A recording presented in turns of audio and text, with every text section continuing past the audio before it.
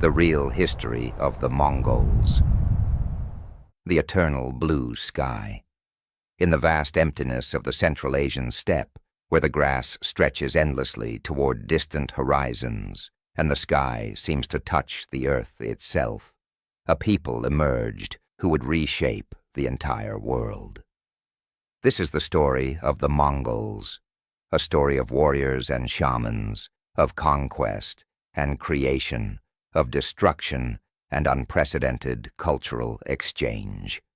It is a story that begins in obscurity and rises to touch every corner of the known world, from the rice paddies of China to the castles of Hungary, from the deserts of Persia to the forests of Russia. The Mongol Empire would become the largest contiguous land empire in human history, spanning over 9 million square miles at its peak. Yet this empire did not emerge from some ancient, sophisticated civilization.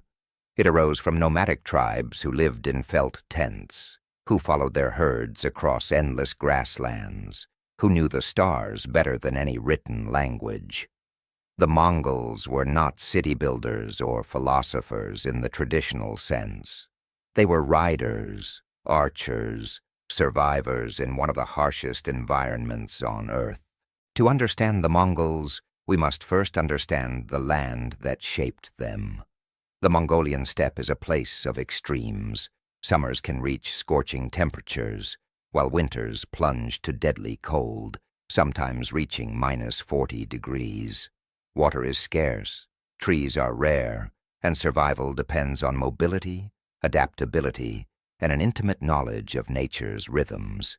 Here, there were no protective walls, no fertile river valleys to support dense populations. There was only the grass, the animals, and the endless sky above. The people who lived here developed a way of life perfectly suited to this environment. They were pastoralists, moving their herds of horses, sheep, goats, and cattle across vast distances in search of fresh pasture. Their homes were gyurs, circular felt tents that could be assembled and disassembled in hours. Their wealth was measured in animals, their prestige in horses. They drank fermented mare's milk called airag, wore leather and fur, and could ride before they could walk. But the steppe was never a peaceful place. Resources were limited, and competition was fierce. Tribes raided each other constantly, stealing animals, women, and glory. Alliances formed and dissolved. Blood feuds lasted generations. In this world, strength and cunning were the only reliable currencies. The weak were absorbed or destroyed. The strong became leaders, commanding the loyalty of warriors who followed them in search of plunder and prestige. This was the world into which Temüjin was born, sometime around the year 1162. He would grow up to become Genghis Khan, a name that would echo through history as both a terrifying conqueror and a visionary leader. But his rise was far from inevitable. His early life was marked by poverty, betrayal, and constant danger. The story of how a destitute orphan became the ruler of the largest empire in history is one of the most remarkable tales of human ambition and will. Chapter 1. The Birth of Temüjin. The precise year of Temüjin's birth is lost to history, obscured by the passage of time and the oral traditions of steppe nomads. Most historians place it around 1162, though some argue for dates a few years earlier or later. What we know comes primarily from The Secret History of the Mongols, a remarkable text written sometime after Genghis Khan's death, likely in the 1220s or 30s. It is the oldest surviving Mongolian text, part historical record, part epic poem, part propaganda, and our most valuable window into the early life of the man who would become Genghis Khan. According to legend, Temüjin was born clutching a blood clot in his fist, a sign that he was destined to become a great warrior. His father was Ögedei, a minor chieftain of the Borjigin clan, itself part of the larger Mongol tribe. Yesugei was not a paramount leader, but he was respected, strong enough to raid neighboring tribes and to form important alliances. Temujin's mother was Hoelun, a woman who would prove to be one of the most important influences in her son's life. The circumstances of Hoelun's marriage to Yesugei reveal much about the violent world of the 12th century steppe. She had originally been married to a man named Chiledu of the Merciless tribe. While traveling with her new husband, they were spotted by Yesugei and his companions. Seeing that Hoelun was beautiful, Yesugei and his brothers gave chase. In the ensuing confrontation, Chiledu fled, abandoning Hoelun to save himself. Yesugei took her as his wife, a bride kidnapping that was not uncommon on the steppe, but one that would have terrible consequences years later. Temujin was named after a Tatar chieftain his father had recently defeated and captured. The Tatars were longtime enemies of the Mongols, and naming a son after a defeated enemy was a way of claiming that enemy's strength and spirit. It was both an honor and a reminder of Yesugei's prowess as a warrior. Temujin grew up in a family of modest means, with several brothers and a sister. Life was hard but not desperate. They had enough animals to survive, enough warriors to defend themselves. When Temujin was around 9 years old, his father decided it was time to find him a wife. In Mongol custom, marriages were arranged early, often between families who wished to cement alliances. Yesugei took his son to visit the Olkonud tribe, his wife's relatives, hoping to arrange a match. On the way, they encountered a man named Sechin of the Conqueror tribe. Sechin had a daughter, Birte, who was about a year older than Temujin. The two fathers negotiated and an arrangement was made. Temujin would stay with Sechin's family for a time to begin serving his future father-in-law, as was customary. But as Yesugei rode home alone, disaster struck. He encountered a group of Tatars who were holding a feast. Not recognizing Yesugei, or perhaps recognizing him all too well, they invited him to join them. But the food and drink were poisoned. By the time Yesugei realized what had happened, it was too late. He managed to make it home, but he was dying. He called for Temujin to return, but by the time the boy arrived, his father was dead. Yesugei's death shattered Temujin's world. In steppe society, a chieftain's power was personal, based on his ability to attract and reward followers. When he died, that power died with him, unless a strong heir could immediately step into his place. But Temujin was only a child, perhaps 9 or 10 years old. He could not command warriors or raid neighboring tribes. He could not reward loyalty with spoils and protection. The tribe's response was swift and brutal. Led by rivals within the clan, they abandoned Yesugei's family. Hoelun tried to rally them, riding after the departing families with the tribe's banner held high, pleading for loyalty to her husband's memory. But it was useless. They were left alone, a widow and her children, without protection, without the herds that meant wealth and survival, and without the political connections that meant safety. The years that followed were the darkest of Temujin's life. Hoelun proved to be a woman of extraordinary strength and resourcefulness. She kept her family alive by foraging for wild foods, digging roots, catching fish, and hunting small game. They lived hand to mouth, always on the edge of starvation. But Hoelun also instilled in her children a fierce determination to survive and a burning memory of what had been taken from them. As Temujin grew into adolescence, tensions within the family erupted. He and his brother Kasar came into conflict with their half-brothers, Bekter and Belgute, over food and resources. According to The Secret History, Bekter began bullying the younger brothers, stealing food they had hunted or caught. The resentment built until one day, Temüjin and Khazar made a terrible decision.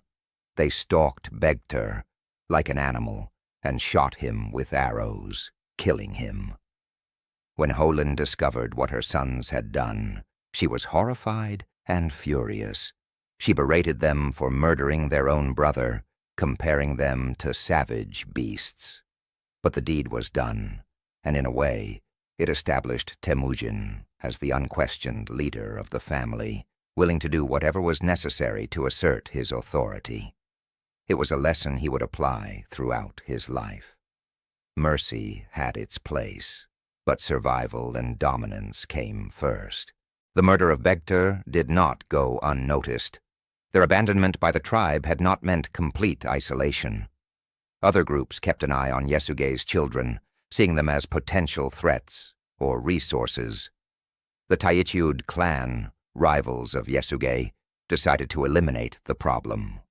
They raided Temujin's camp and captured him, putting him in a wooden collar called a kangwe, a mobile prison that prevented escape. Temüjin was held captive, moved from camp to camp, humiliated and displayed as a warning to others. But he refused to accept his fate. During a celebration when his captors were drunk and distracted, he managed to escape, still wearing the heavy wooden collar. He hid in a freezing river, submerging himself with only his face above water, waiting for the search to pass. He was found by a sympathetic member of the Taichiud clan, a man who could have turned him in but instead helped remove the collar and hide him. This escape was a turning point. Temüjin had faced death and humiliation, and had overcome it through courage, cunning, and sheer will. He began to attract followers, young men who admired his determination, or who saw opportunity in supporting a leader with nothing to lose and everything to prove. Among his earliest and most loyal companions were Jelme and Boorchu, men who would remain at his side for life. With a small band of followers, Temüjin began to rebuild. He sought out his betrothed, Berta, and her family agreed to honor the marriage arrangement despite his diminished circumstances. Berta's father gave Temüjin a valuable gift, a coat of black sable fur, a luxury item that could be traded or given to cement an alliance. This gift would prove crucial to Temüjin's next step. Temüjin decided to seek the protection of Togrul, also known as Ong Khan, the leader of the Karaite tribe. Togrul had been a sworn brother, an anda, to Yesugei, and Temüjin hoped to invoke that old bond. He presented the sable coat as a gift, a gesture of respect and tribute. Togrul, impressed by the young man's boldness and remembering his old friendship with Yesugei, agreed to take Temüjin under his protection. This was Temüjin's first major success in navigating the complex web of alliances and rivalries that dominated steppe politics. He had gone from hunted fugitive to protected ally of a major Khan. But his newfound security was about to be tested in the most personal way possible. Chapter 2: Trials of Fire and Blood. The year after Temüjin's marriage to Berta should have been a time of hope and rebuilding. He had a powerful protector in Togrul, a small but growing band of loyal followers, and the beginning of a new family. But the violent past has a way of catching up to the present on the steppe, and the old sin of Temüjin's father was about to exact a terrible price. The Merkits had not forgotten. Decades earlier, Yesugei had stolen Hoelun from her Merkit husband. Now the Merkits saw an opportunity for revenge. They raided Temüjin's camp in a swift, devastating attack.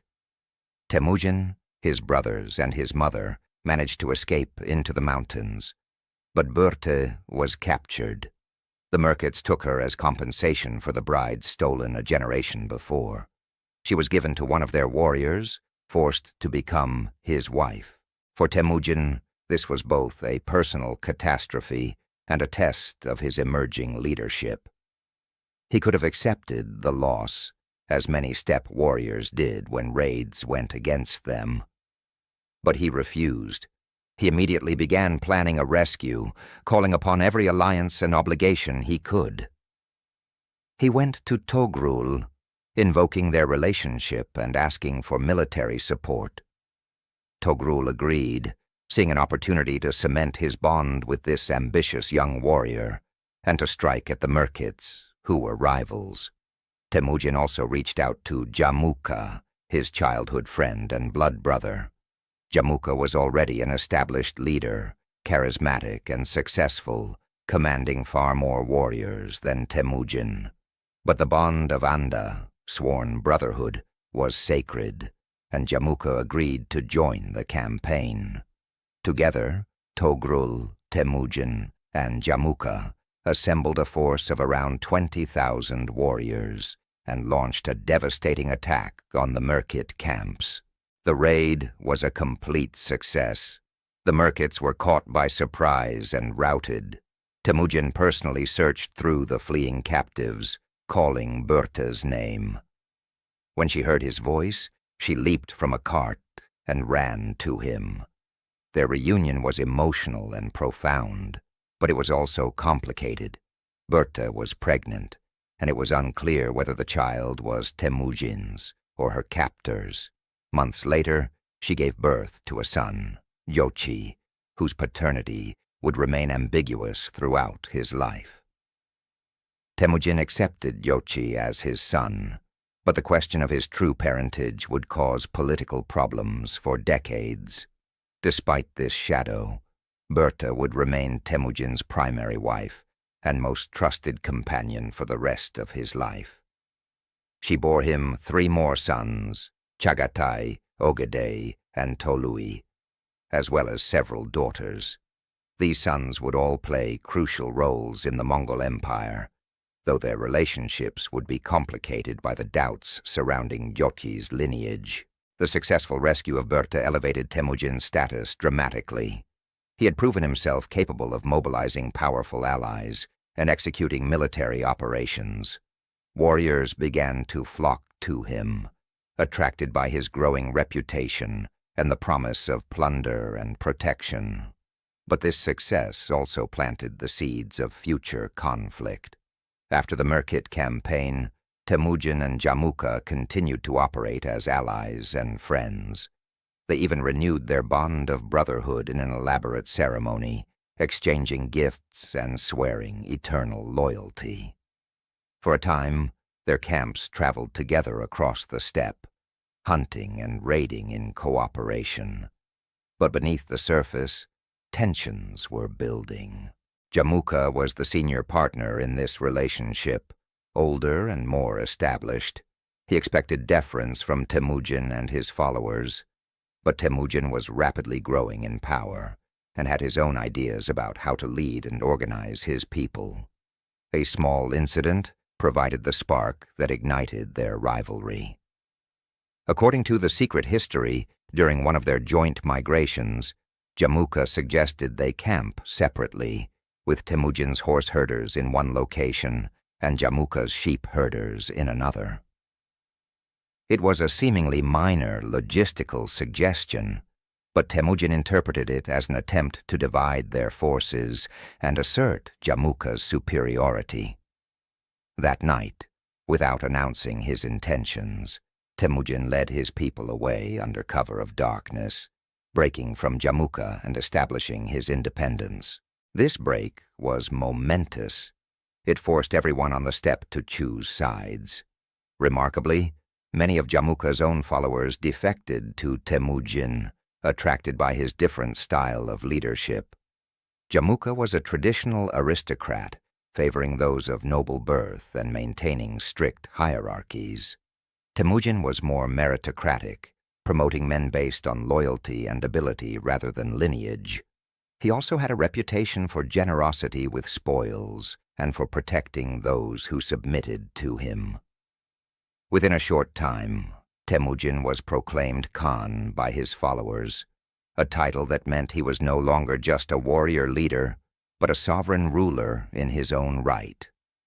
This was an audacious claim for someone of his modest origins, and it enraged Jamukha.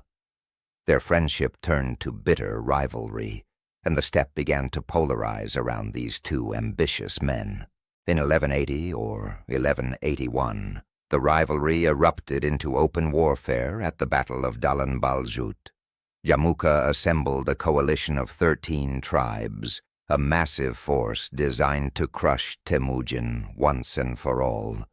Temüjin's forces were significantly outnumbered, fielding perhaps 13,000 warriors against Jamukha's 30,000. The battle was fierce and ultimately went against Temüjin. He was defeated and forced to retreat into the mountains with his diminished forces.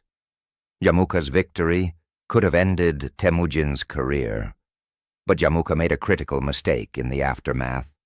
To terrorize his enemies and assert his dominance, he ordered 70 of Temüjin's captured allies to be boiled alive in great cauldrons. This brutal act shocked even the hardened warriors of the steppe. It was seen as excessive, cruel, and a violation of steppe customs regarding the treatment of enemy nobles. The brutality of Jamukha's vengeance had the opposite effect of what he intended.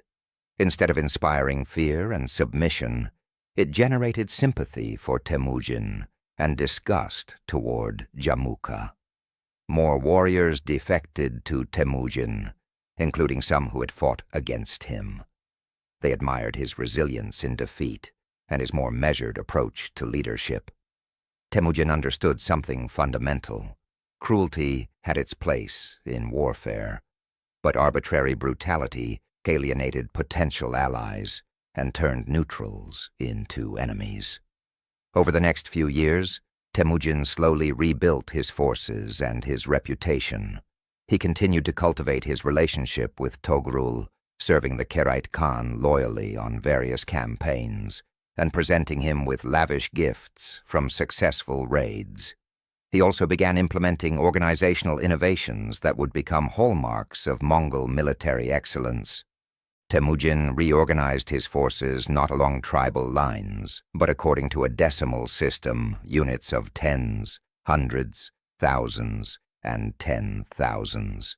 This structure cut across tribal loyalties and created a new identity centered on the army itself and on personal loyalty to Temüjin. He promoted men based on proven ability and loyalty rather than noble birth, creating a meritocracy within his military system. He also instituted strict discipline with clear rules about the distribution of plunder and severe punishments for those who violated orders. These innovations made Temüjin's forces more cohesive, reliable, and effective than traditional steppe armies, which were often loose coalitions of tribal warriors whose first loyalty was to their own clan leaders. Temüjin was creating something new, a proto-state organized around military efficiency and personal allegiance to a single leader. Chapter 3. The Path to Supremacy.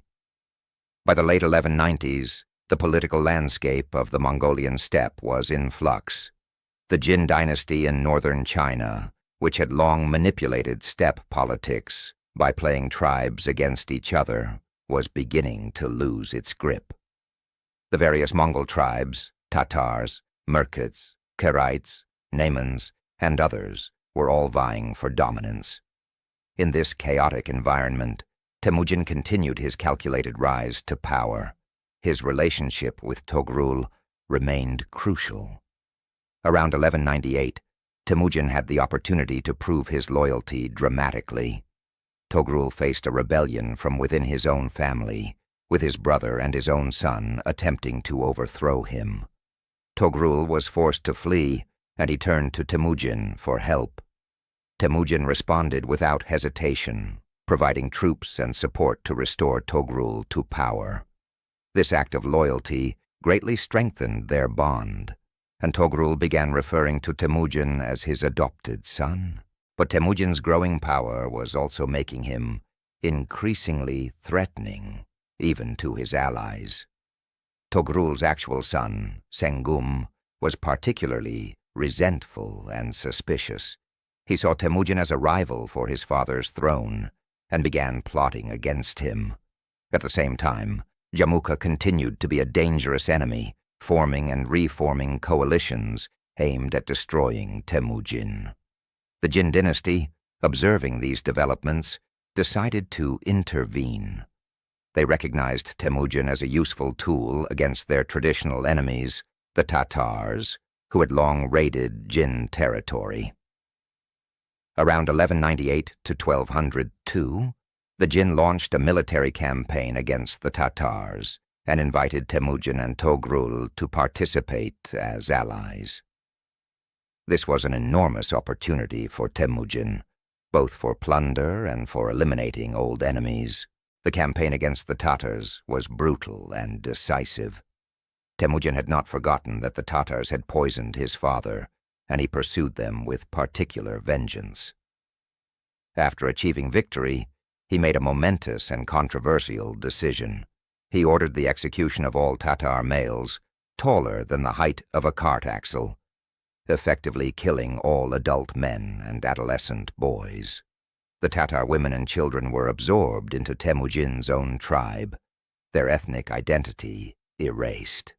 It was an early example of what would become a common Mongol practice, the complete destruction of resistant enemies and the assimilation of survivors. This genocidal approach shocked some contemporaries, but it also demonstrated Temüjin's ruthless pragmatism. He was not interested in ruling a patchwork of barely subjugated tribes that might rebel at any moment. He wanted to create a unified people with a single loyalty to him. Those who submitted fully were welcomed and protected. Those who resisted were annihilated. The success against the Tatars and the recognition he received from the Jin court in the form of titles and gifts further elevated Temüjin's status. But it also increased the anxiety of potential rivals. By 1203, the tensions with Togrul and Sengum reached a breaking point. Sengum convinced his father that Temüjin was planning to overthrow him and claim leadership of the Karaits. Whether this was true or simply a pretext, Togrul agreed to act. They invited Temüjin to a feast, planning to assassinate him there. Temüjin learned of the plot at the last moment through informants and managed to avoid the trap. But he now faced a dire situation. His most powerful ally had turned against him, and the combined forces of the Karaits were significantly larger than his own. He was forced to flee with his followers into the harsh territory near Lake Baljuna in eastern Mongolia, one of the most barren and inhospitable regions of the steppe. The retreat to Lake Baljuna was a crisis that nearly ended Temüjin's ambitions. His forces were reduced to just a few thousand loyal followers. Food was scarce, and morale was low. But it was also a moment that became central to Mongol mythology. The men who stayed with Temüjin during this desperate time, who drank the muddy waters of Lake Baljuna with him and swore renewed oaths of loyalty, became known as the Baljuna Covenant Group. They were honored above all others in the empire that would follow. Temüjin never forgot who had remained loyal when everything seemed lost. From this low point, Temüjin began yet another comeback. He sent emissaries to the Karait camps, spreading disinformation and sowing discord. He reached out to disaffected Karait nobles, offering them positions and rewards if they would switch sides.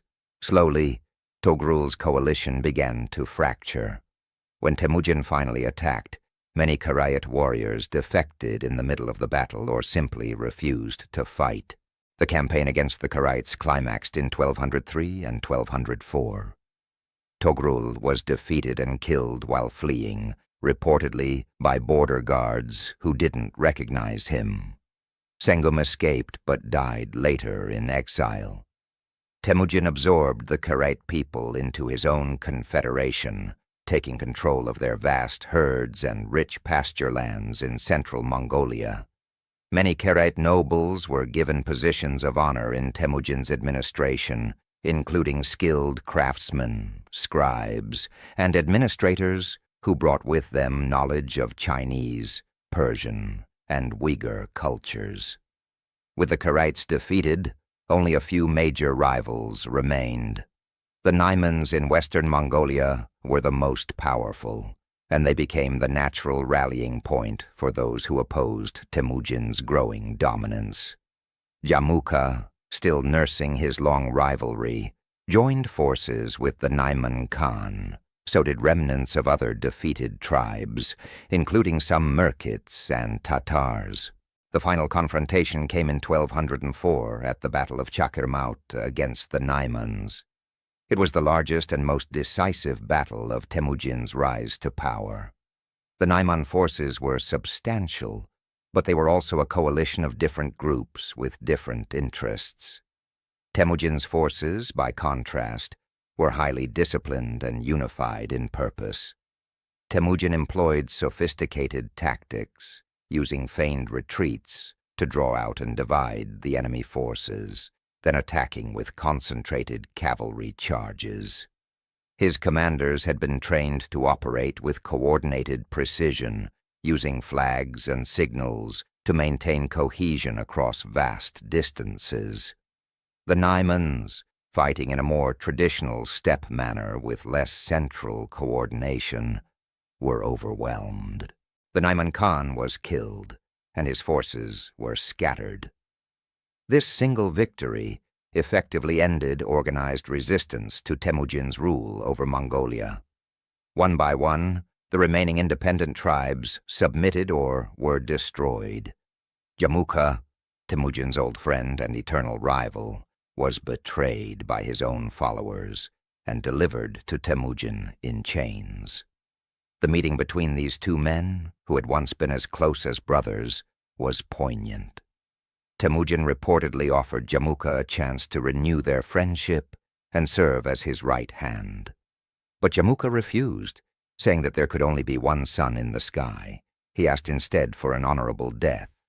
Temujin granted this request, ordering that Jamukha be executed without spilling his blood, a mark of respect on the steppe. Jamukha was reportedly crushed beneath felt blankets and wooden planks, dying without visible wounds. By 1206, Temujin controlled virtually all of Mongolia. The scattered warring tribes that had fought each other for generations were now unified under a single leader. In recognition of this unprecedented achievement, a great assembly, a Kuriltai, was convened at the source of the Onon River in 1206. There, before the assembled chiefs and warriors of all the Mongol tribes, Temujin was proclaimed Genghis Khan, a title that roughly translates to Universal Ruler or Oceanic Ruler. The proclamation of Genghis Khan marked the birth of a new political entity, the Mongol Empire. It was no longer just a confederation of tribes, but a unified state with a single sovereign ruler. Genghis Khan immediately set about consolidating this new empire and preparing it for even greater campaigns to come. Chapter 4. The Great Law and the New Order. The transformation from Temujin, a desperate orphan surviving in the wilderness, to Genghis Khan, supreme ruler of all the Mongol peoples, was complete. But Genghis Khan understood that conquest alone would not create a lasting empire. He needed to build institutions, establish laws, and create a system that could survive beyond his own lifetime. The years immediately following 1206 were devoted to this monumental task of state building. One of Genghis Khan's first and most important acts was the promulgation of the Yasa, the great law code that would govern the Mongol Empire. The Yasa was not written down in a single comprehensive text that survives to this day, but its principles were well known and strictly enforced. It was a combination of ancient Mongol customs, Genghis Khan's own innovations, and practical rules designed to maintain order and discipline in a society that was transitioning from tribal chaos to imperial structure. The Yasa covered every aspect of life. It established the death penalty for a wide range of crimes, murder, obviously, but also major theft, adultery, bearing false witness, sorcery that harmed others, and desertion from the army. But it also contained surprisingly progressive elements. Religious tolerance was mandated. All religions were to be respected and protected. Priests, monks, and holy men of all faiths were exempt from taxes and forced labor. This policy of religious tolerance would become one of the defining characteristics of the Mongol Empire and would facilitate their rule over incredibly diverse populations. The Yasa also reformed steppe social customs. It forbade the sale of women, the kidnapping of wives, and required that marriages be arranged with proper bride price and consent of families. It established hunting seasons and conservation practices to prevent the depletion of game. It mandated that all people, regardless of status, must help travelers in need, providing them with food and shelter. It established severe punishments for lying to superiors or betraying the Khan's trust. Importantly, the Yasa codified meritocracy within the Mongol military and administrative system. Birth and lineage were not ignored, but they were subordinate to demonstrated ability and loyalty.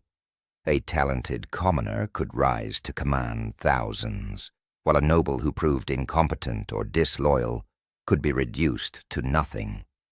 This meritocratic principle, radical for its time, attracted ambitious individuals from all backgrounds and created a dynamic, capable leadership class.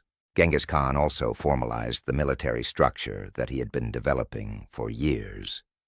The entire Mongol people were organized into military units. Every able-bodied man between 15 and 70 was a soldier, liable to be called up for campaigns. The basic unit was the Arban, a squad of 10 men who trained together, fought together, and were collectively responsible for each other's conduct. 10 Arbans made a Jaghun of 100 men. 10 Jaghuns made a Minghan of 1,000 men. 10 Minghans made a Tumen of 10,000 men, the largest tactical unit in the Mongol army. This decimal system was brilliant in its simplicity and effectiveness. It created clear chains of command and allowed for coordinated operations on a massive scale.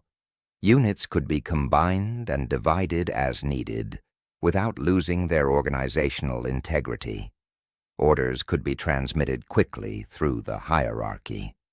And because men fought alongside those they knew from their own Arban, unit cohesion and morale were naturally high. Genghis Khan personally appointed the commanders of the largest units, the Tumens, choosing men he knew to be capable and loyal. Many of these men came from humble backgrounds. Ögedei, one of the greatest Mongol generals, had once shot Genghis Khan's horse out from under him during a battle. After his defeat, he admitted his action honestly. Rather than executing him, Genghis Khan, impressed by his courage and skill, recruited him. Ögedei would go on to lead campaigns from China to Russia. Another innovation was the creation of the Keshig, the Khan's personal guard. This was an elite force of 10,000 men, drawn from the families of commanders and notable warriors. Serving in the Keshig was a great honor and a path to advancement. But the Keshig was more than just a bodyguard. It was a training ground for future generals and administrators, a way to ensure that the empire's future leaders were personally loyal to the Khan and trained in his methods.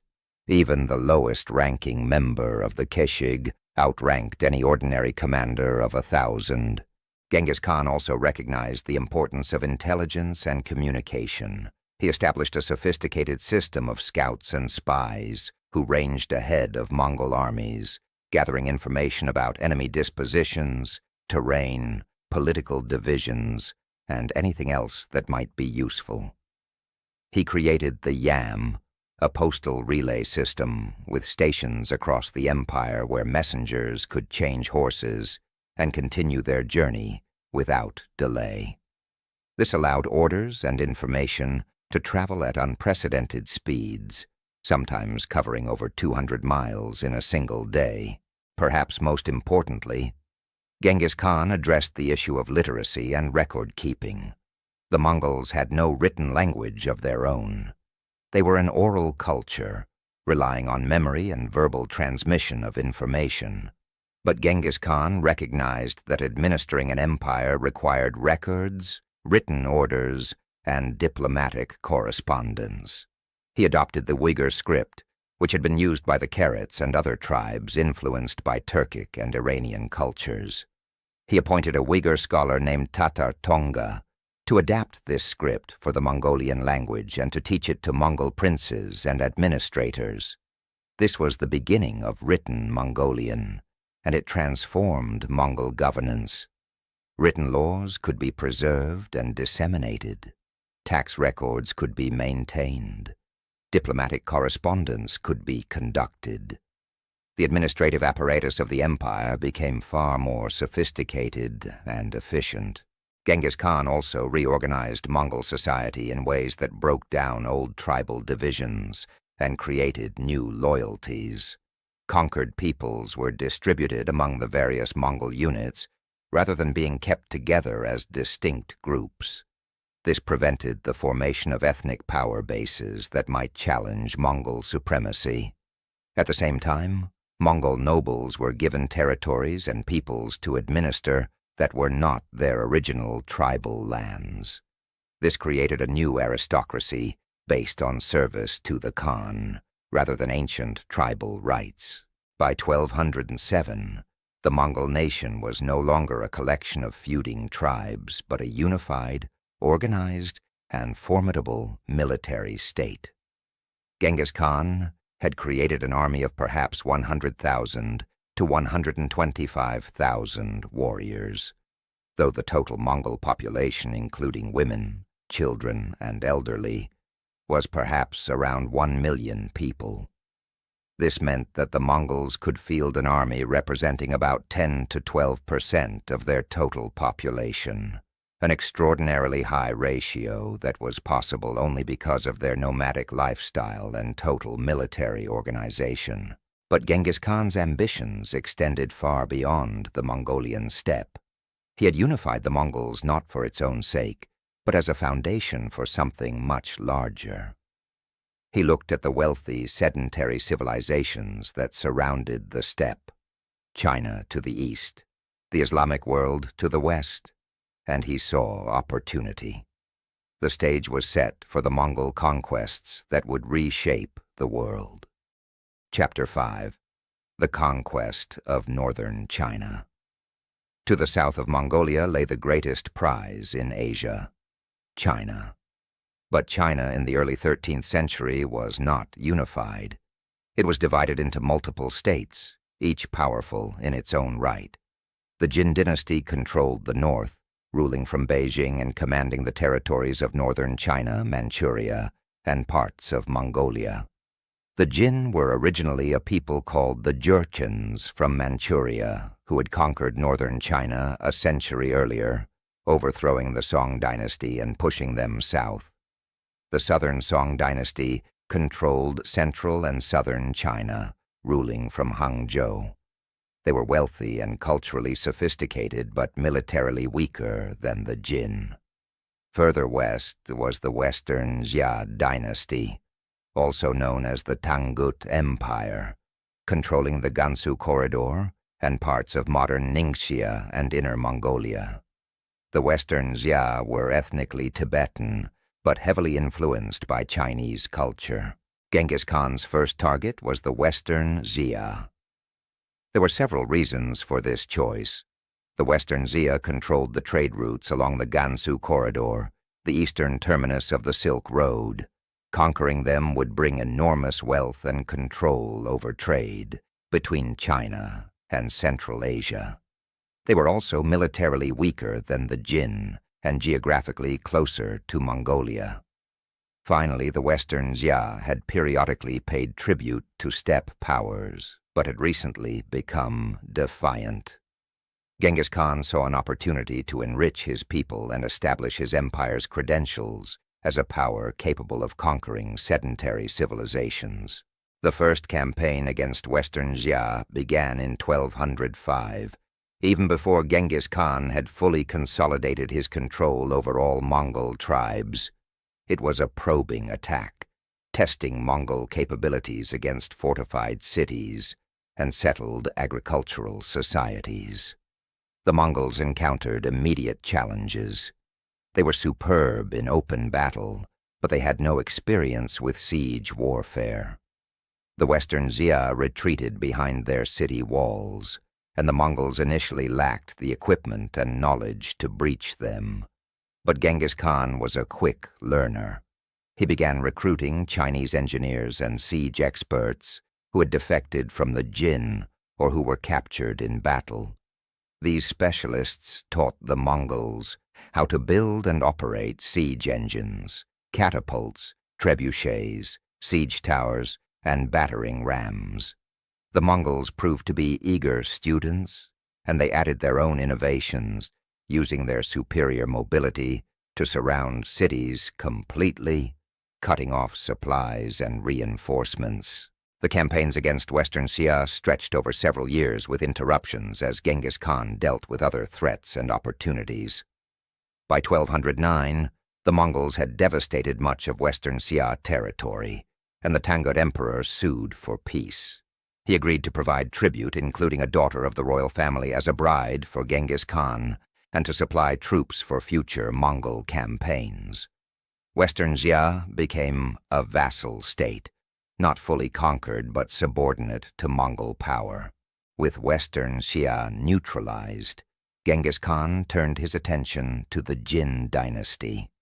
The Jin were far more powerful than Western Xia, with a large professional army, sophisticated fortifications, and vast resources. But they also had significant vulnerabilities. The Jin were an alien ruling elite, Jurchens governing a mostly Han Chinese population that resented their foreign overlords. The Jin also faced threats on multiple fronts, including the Southern Song to the south, who harbored dreams of reconquering the north. Genghis Khan spent several years preparing for the Jin campaign. He gathered intelligence about Jin military capabilities, political divisions, and geographical features. He stockpiled supplies and trained his armies in siege warfare. He also engaged in psychological operations, sending envoys to Chinese populations under Jin rule, promising them liberation from their foreign oppressors. Some Chinese, particularly those who had been marginalized or oppressed by the Jin, were receptive to this message. The invasion of Jin territory began in 1211 with a Mongol army crossing the Gobi Desert and striking into northern China. The campaign immediately demonstrated the Mongols' military superiority in the field. Jin armies that met them in open battle were consistently defeated, often catastrophically.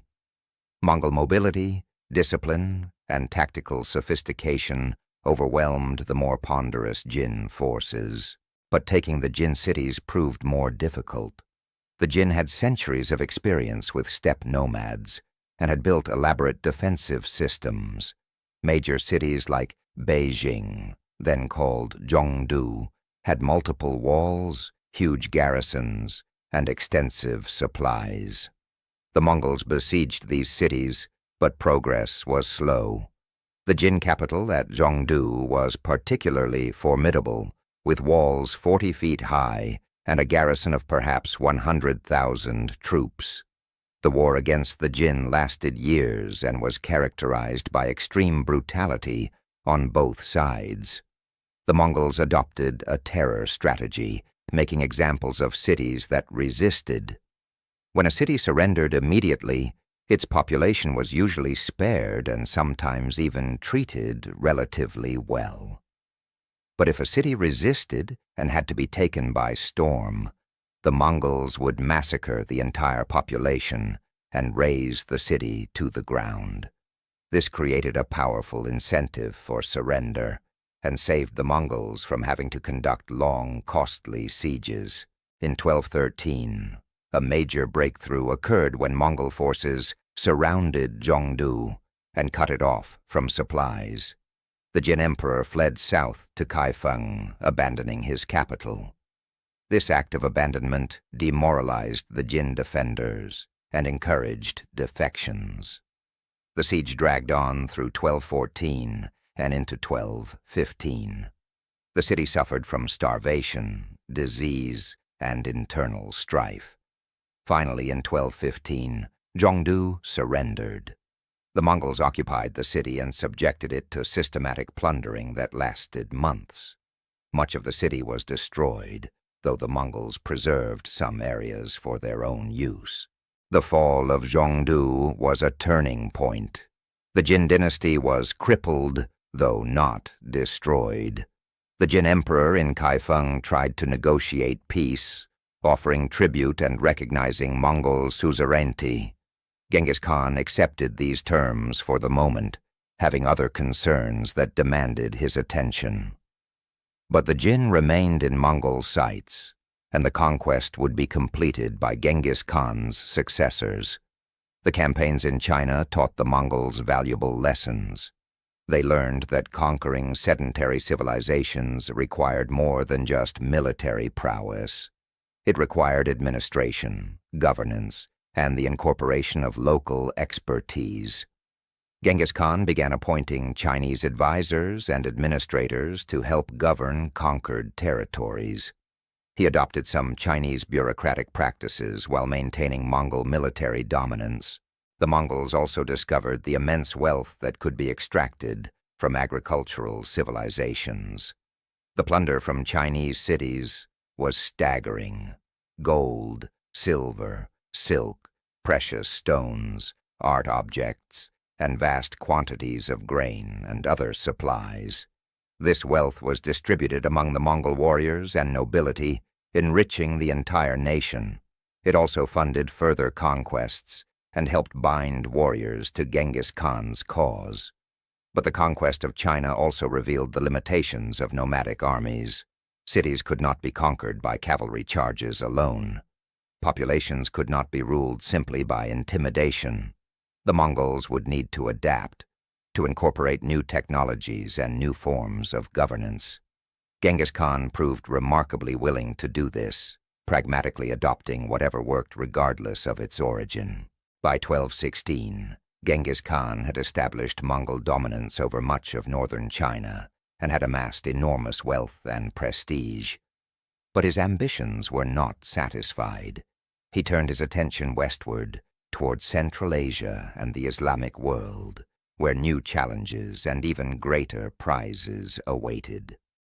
Chapter 6. The Khwarazmian Catastrophe. West of Mongolia, beyond the deserts and mountains of Central Asia, lay the Khwarazmian Empire. This was a Persian state that had recently risen to prominence, controlling territories that included parts of modern Iran, Turkmenistan, Uzbekistan, Tajikistan, Afghanistan, and Pakistan. The Khwarazmian Shah, Ala ad-Din Muhammad, ruled over wealthy cities along the Silk Road, including the legendary trading centers of Bukhara, Samarkand, and Urgench. The empire was rich, powerful, and connected to the wider Islamic world. Initially, Genghis Khan had no intention of conquering the Khwarazmian Empire. He was more interested in trade. In 1218, he sent a large caravan of Mongol and Muslim merchants to Khwarazm with valuable goods and a letter expressing his desire for peaceful commercial relations. The caravan, consisting of perhaps 450 merchants with camels laden with silk, gold, silver, and other precious items, made its way to the city of Otrar on the border of the Khwarazmian Empire. But the governor of Otrar, a man named Inalchuk, who was also a relative of the Shah, made a catastrophic decision. Suspecting that the merchants were spies, or simply coveting their wealth, he ordered the entire caravan arrested and executed. The goods were confiscated. When news of this massacre reached Genghis Khan, he was enraged, but attempted to resolve the situation diplomatically. He sent envoys to the Khwarazmian Shah, demanding that Inalchuk be handed over for punishment and that compensation be paid for the murdered merchants. The Shah's response sealed his empire's fate. Rather than punishing his governor or offering compensation, he insulted the Mongol envoys. The lead envoy was executed, and the other members of the delegation had their beards burned off before being sent back to Mongolia. This was an unforgivable insult in steppe culture, and it convinced Genghis Khan that war was the only option. The Khwarazmian Shah had challenged Mongol honor and demonstrated contempt for Mongol power. He would pay dearly for this miscalculation. Genghis Khan prepared for the campaign with his characteristic thoroughness. He summoned a great assembly and made arrangements for the governance of Mongolia in his absence. He recalled his armies from China, and he gathered intelligence about Khwarazm, its military strength, its political divisions, and its geography. He sent spies and merchants ahead to scout routes and report on conditions. By 1219, everything was ready. The Mongol army that marched west was the most formidable fighting force of its era. Estimates vary, but Genghis Khan likely commanded between 100,000 and 150,000 warriors, along with extensive support personnel and herds of horses. Each warrior had multiple horses, allowing for rapid movement and fresh mounts for battle. The army also included Chinese siege engineers and various specialists recruited from conquered territories. The geography between Mongolia and Khwarazm was daunting. The army had to cross deserts, mountains, and vast empty spaces. But the Mongols were supremely adapted to such conditions. They moved with speed and efficiency that astonished their enemies. Advance units secured water sources and grazing for the massive horse herds. The main army followed in carefully coordinated columns. The Mongols approached Khwarazmian territory from an unexpected direction, crossing the Tian Shan Mountains and emerging in Transoxiana, the heartland of the empire. Rather than attacking from the expected eastern approaches, this strategic surprise threw the Khwarazmians off balance.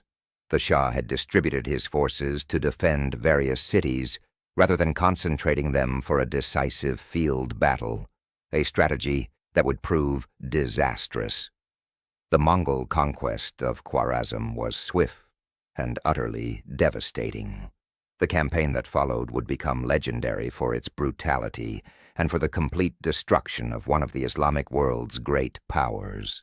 City after city fell to the Mongol onslaught, and the scale of destruction was unprecedented. The first major target was the city of Otrar, where the massacre of the merchants had occurred. The Mongols surrounded it and demanded surrender. When the city refused, they settled in for a siege. Otrar held out for 5 months, but eventually, treachery from within opened the gates. The Mongols poured in and massacred the population. Governor Inalchuk, the man who had ordered the merchant's execution, was captured alive. According to legend, Genghis Khan had molten silver poured into his eyes and ears as punishment, though the historical accuracy of this is uncertain. Next came Bukhara, one of the great centers of Islamic learning and culture. The Mongols arrived in February 1220, and the city surrendered after a brief siege. Genghis Khan entered the city and reportedly went to the main mosque. He stood before the assembled people and declared, "I am the punishment of God. If you had not committed great sins, God would not have sent a punishment like me upon you." Whether he actually said these words is debated, but the sentiment reflects how the Mongols saw themselves and how their victims perceived them. Bukhara was systematically plundered. The libraries, filled with priceless Islamic texts and scholarship, were destroyed. The mosques were desecrated. The population was enslaved or killed, though scholars and craftsmen were often spared and deported to Mongolia. The city itself was largely burned. The destruction was so complete that Bukhara never fully recovered its former glory. The fate of Samarkand was similar. This ancient city, one of the jewels of Central Asia, surrendered after only 5 days when it became clear that resistance was futile. Even so, the Mongols conducted a massacre of much of the population, reportedly killing tens of thousands.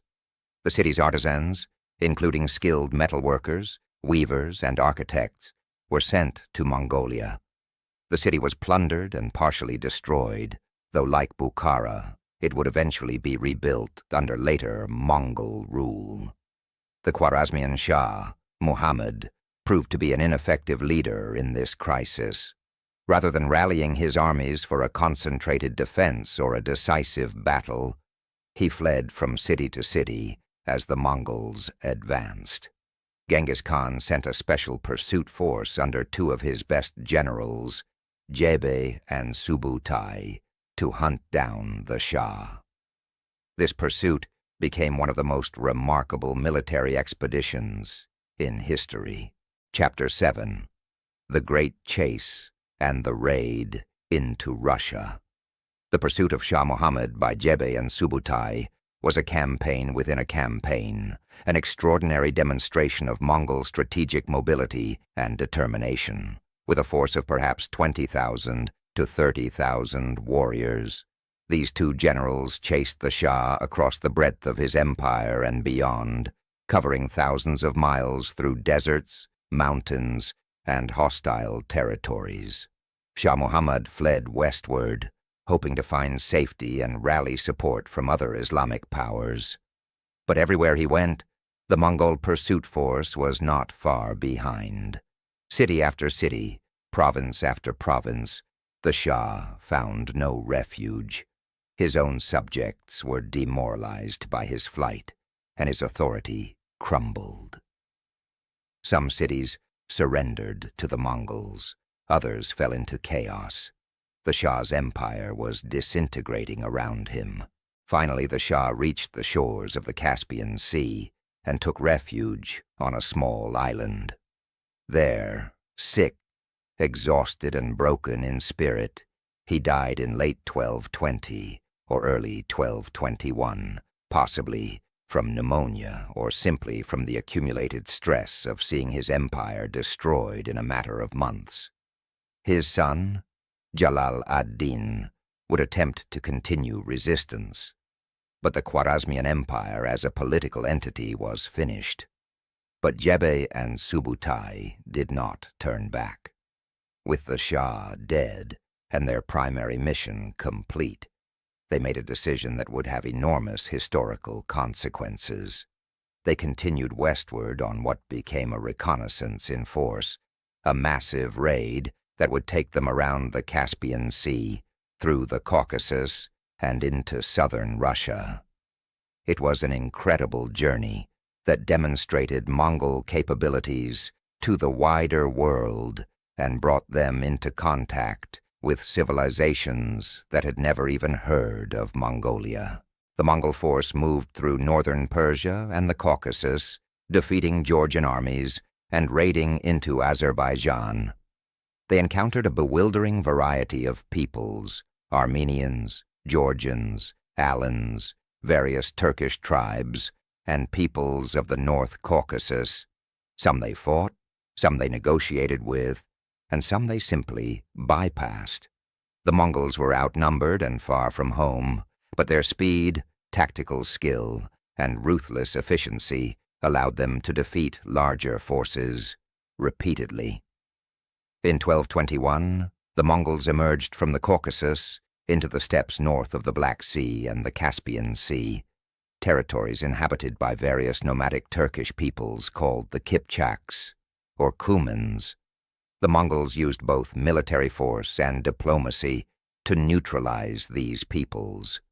To some Kipchak tribes, they sent messages emphasizing their common nomadic heritage and suggesting alliance against the sedentary peoples. To others who resisted, they showed no mercy.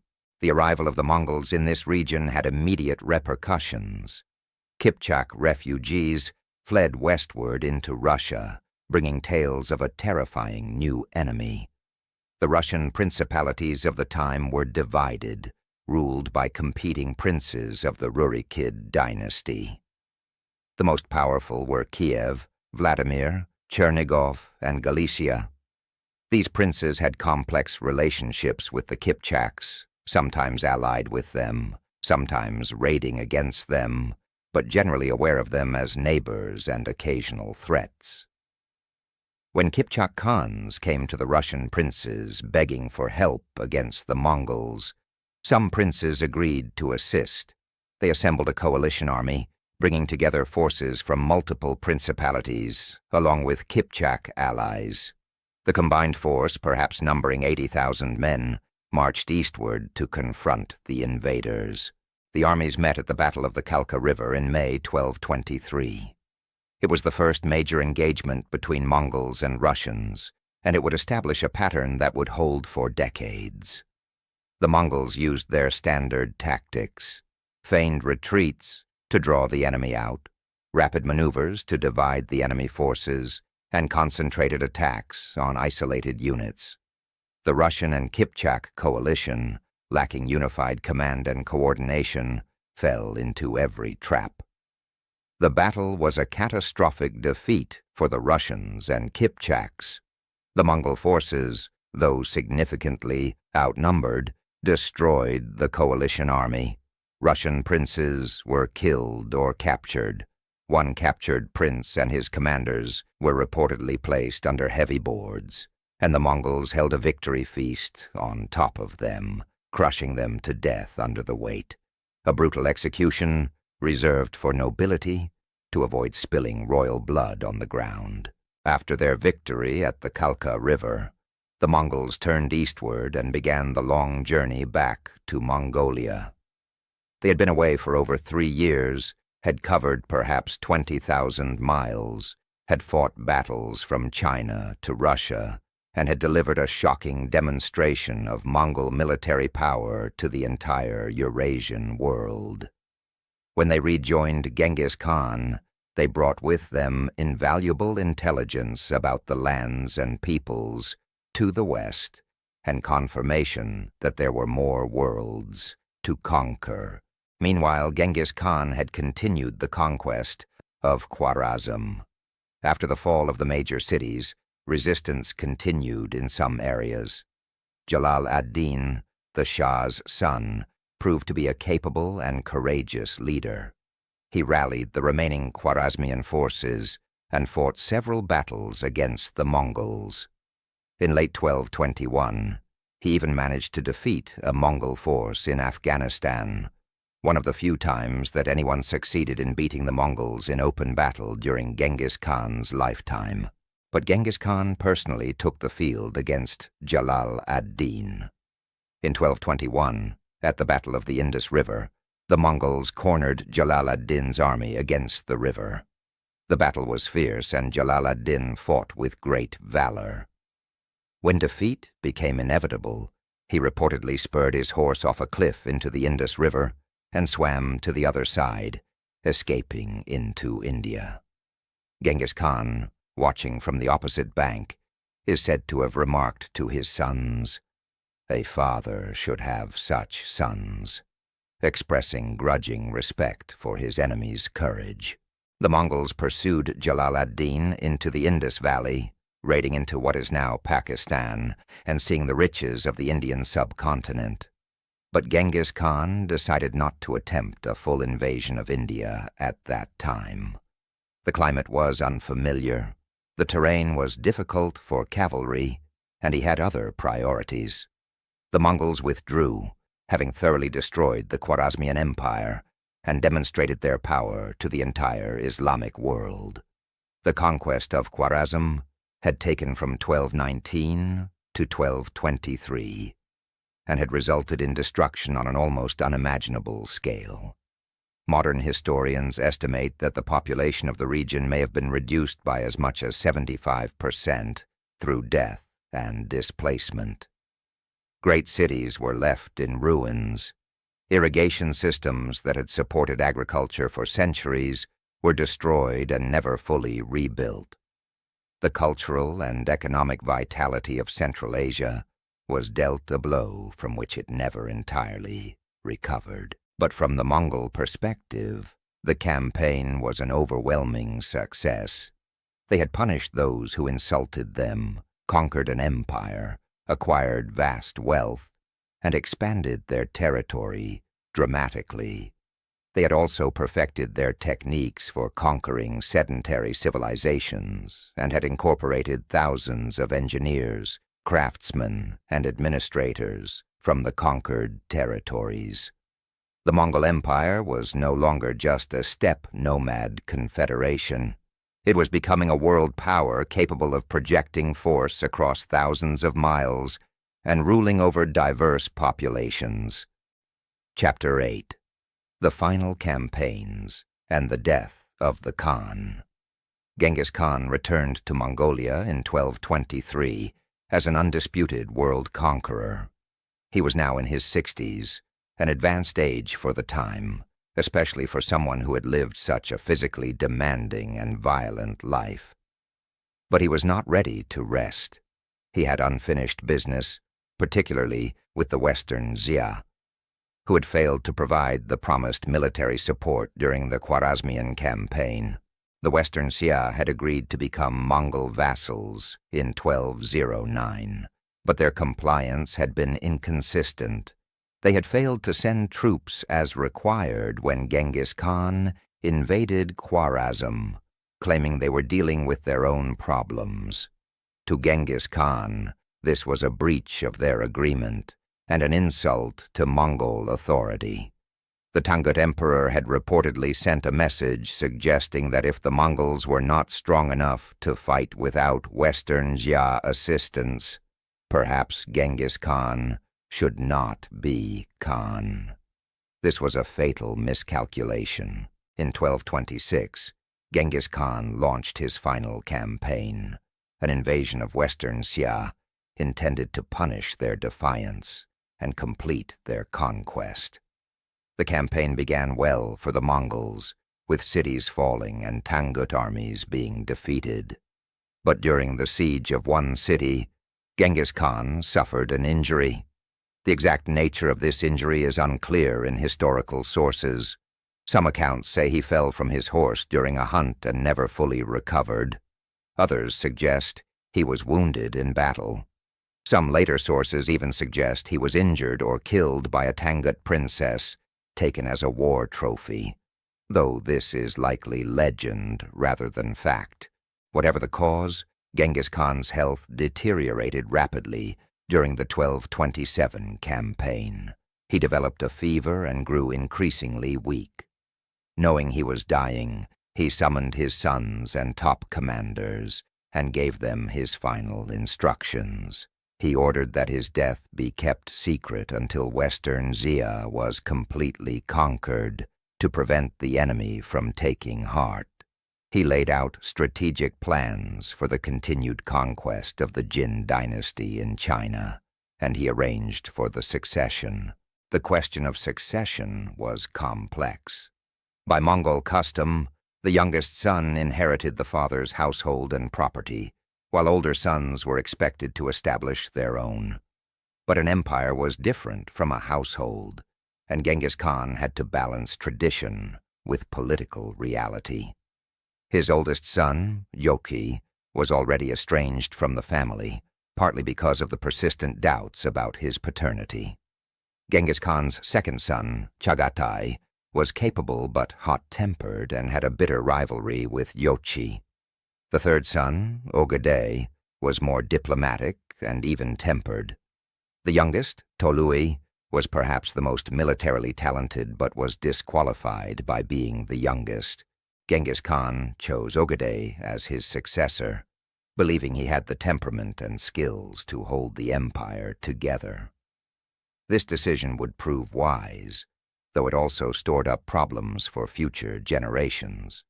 Before dying, Genghis Khan also reportedly expressed his vision for future conquests, including the complete subjugation of China and campaigns into the Middle East and Europe.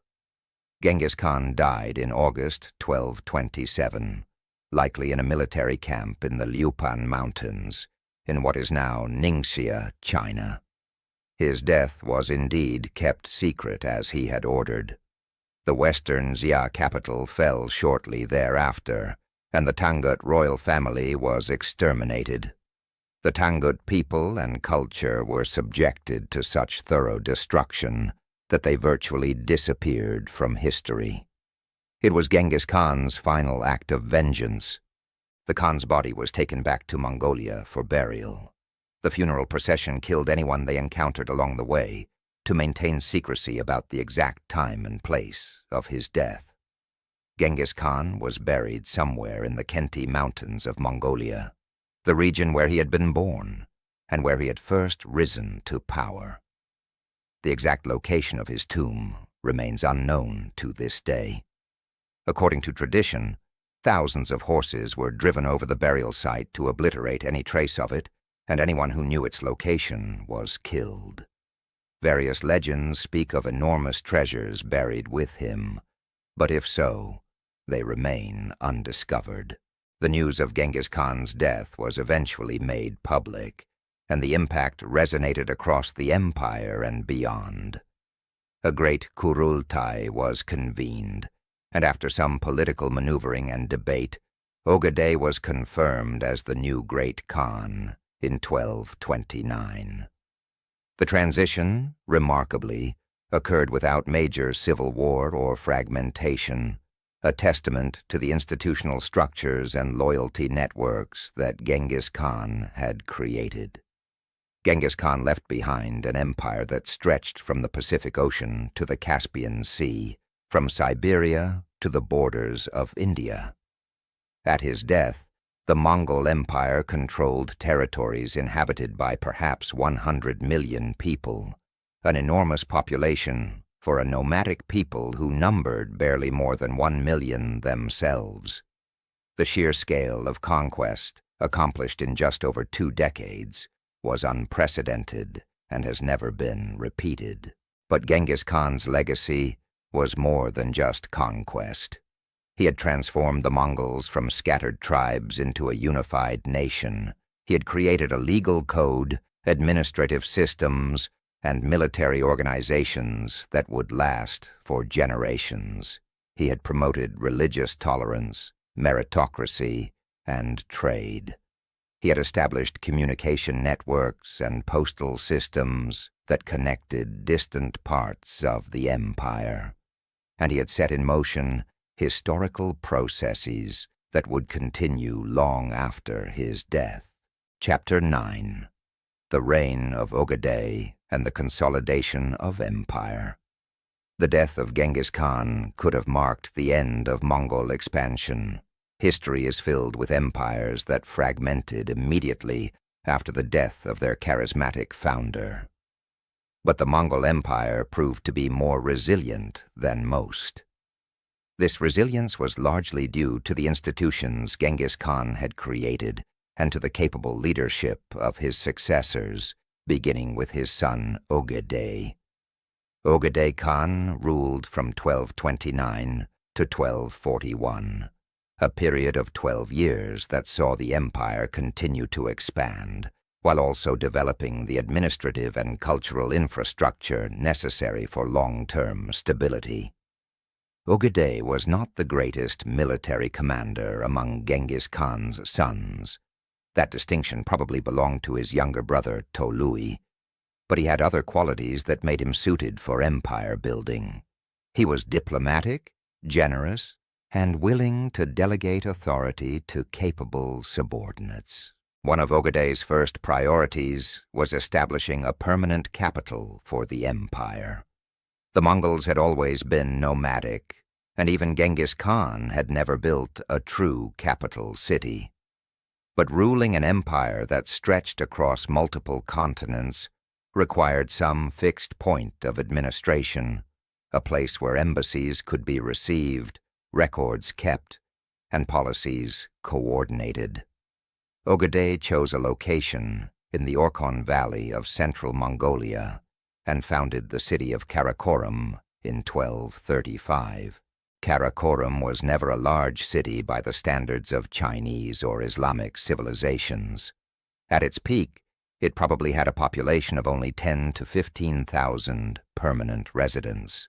But it was cosmopolitan beyond imagination for its size and location.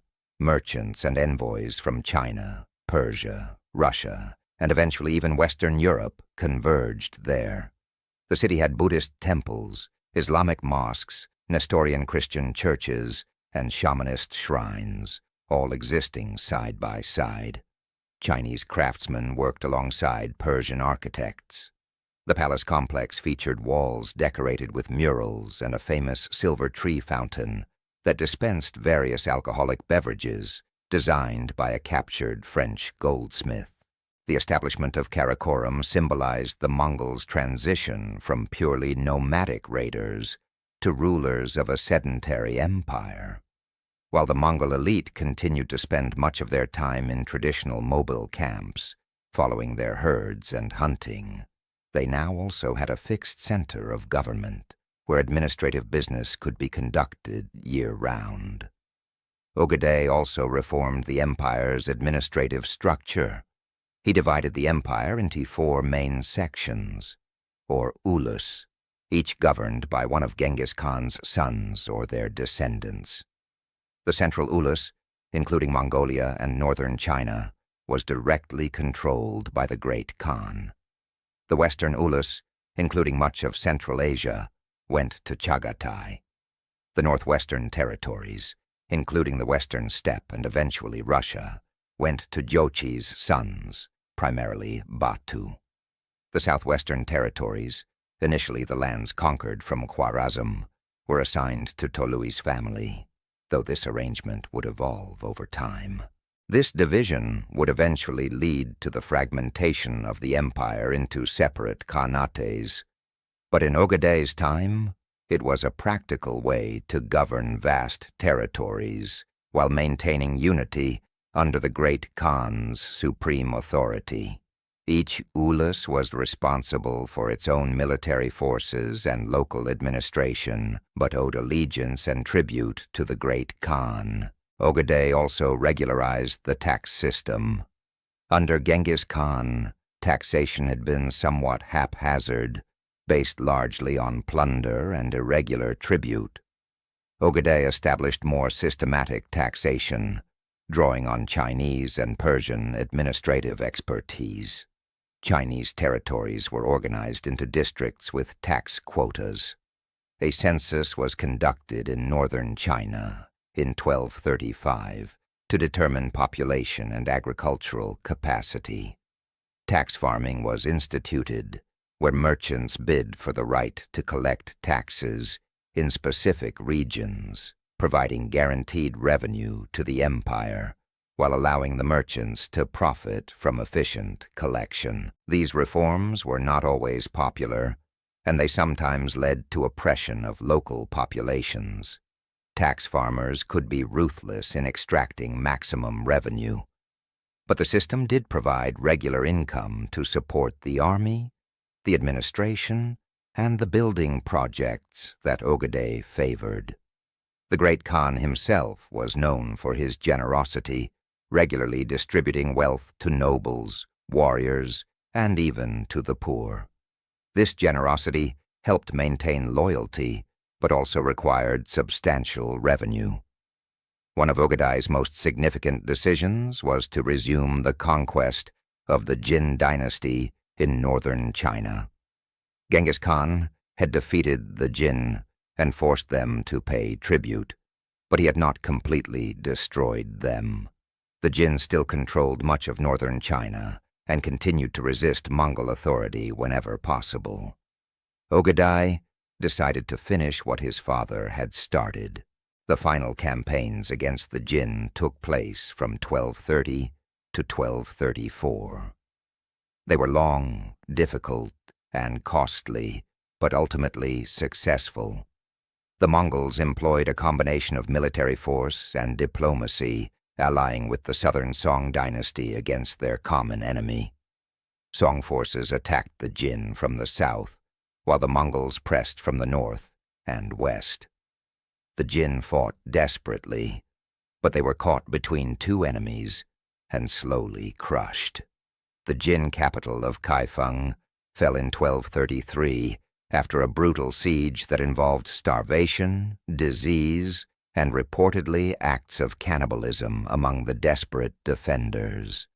The Jin emperor fled, but was soon cornered and committed suicide in 1234, rather than face capture. The Jin dynasty was extinguished, and northern China came fully under Mongol control. The conquest of the Jin brought immense wealth and resources to the Mongol Empire. The population of northern China, perhaps 50 million people, was now subject to Mongol rule. The agricultural productivity of the region provided a stable food supply. Chinese craftsmen, engineers, and scholars were incorporated into the empire's service.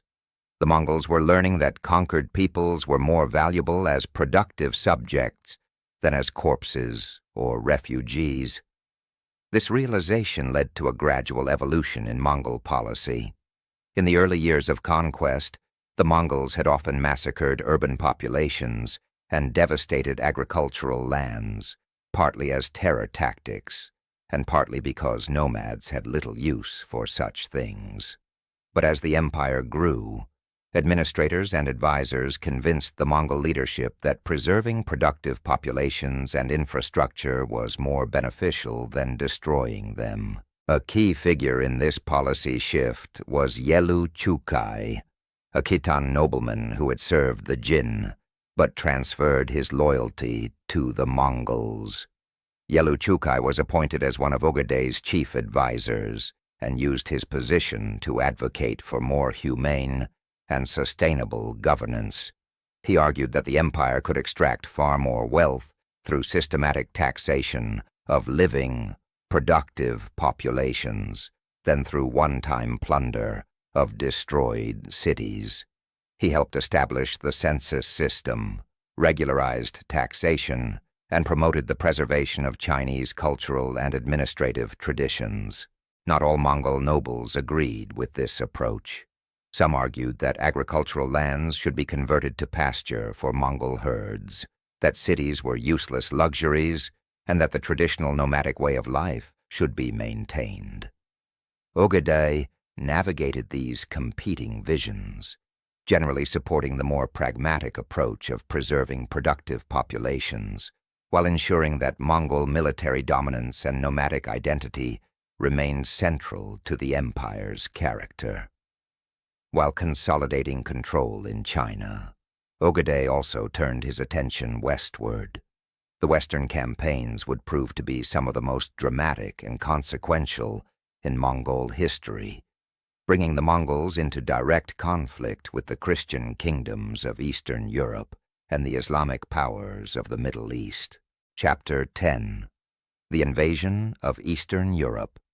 In 1235, Ögedei convened a great Kurultai to discuss future military campaigns. The conquest of the Jin was nearing completion, and the Mongol aristocracy was eager for new opportunities for glory and plunder. Several targets were debated, including the southern Song dynasty, the Abbasid Caliphate in Baghdad, and the kingdoms of Eastern Europe. Ögedei decided to pursue multiple objectives simultaneously, demonstrating the empire's growing capacity for coordinated operations across vast distances.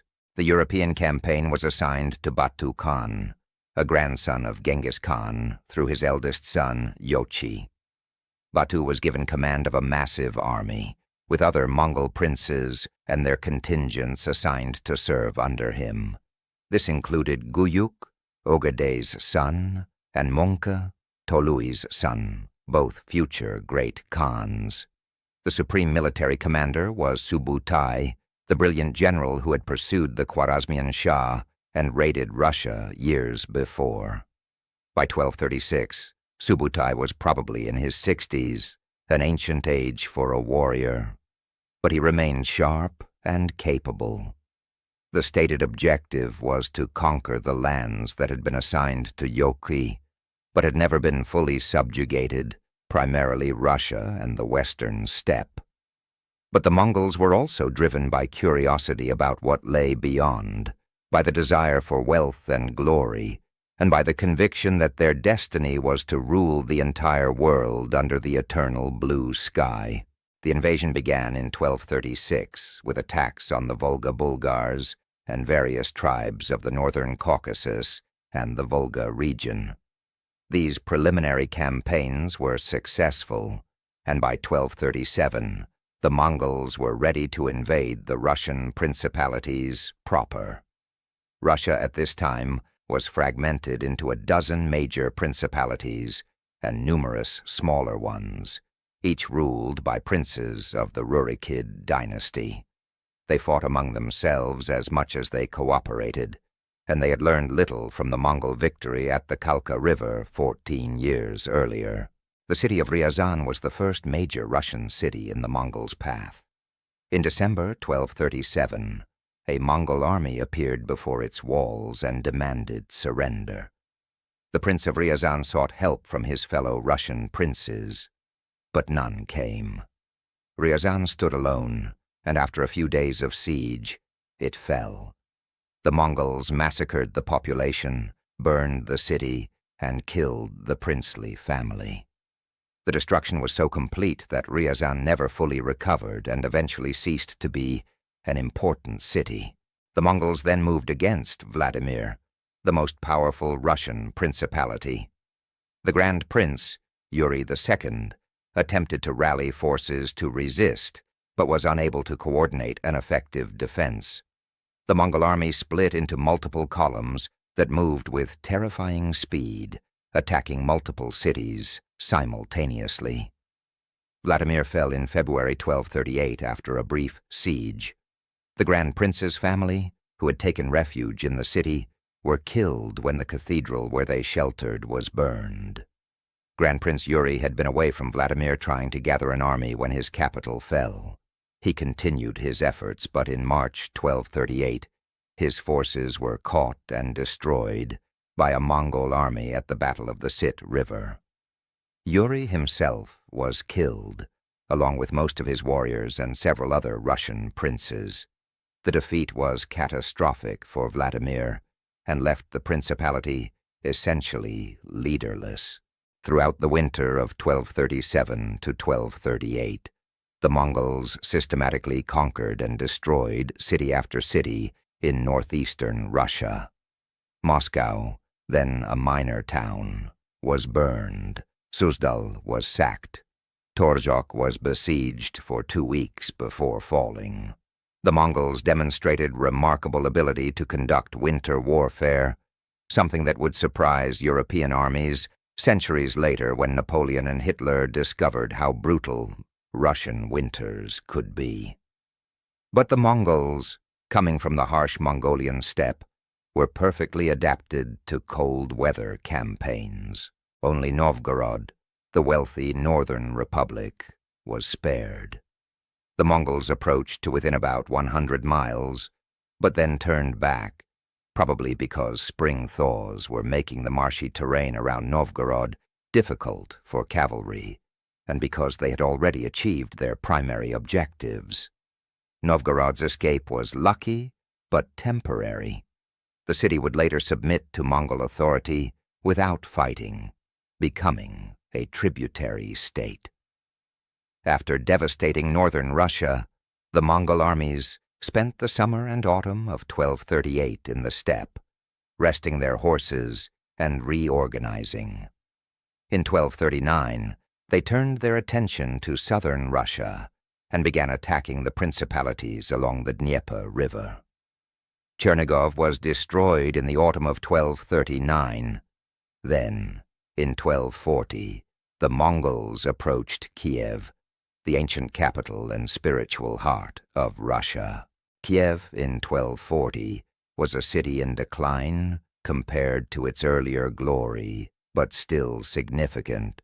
It was a major trading center and held immense symbolic importance as the mother city of the Russian people.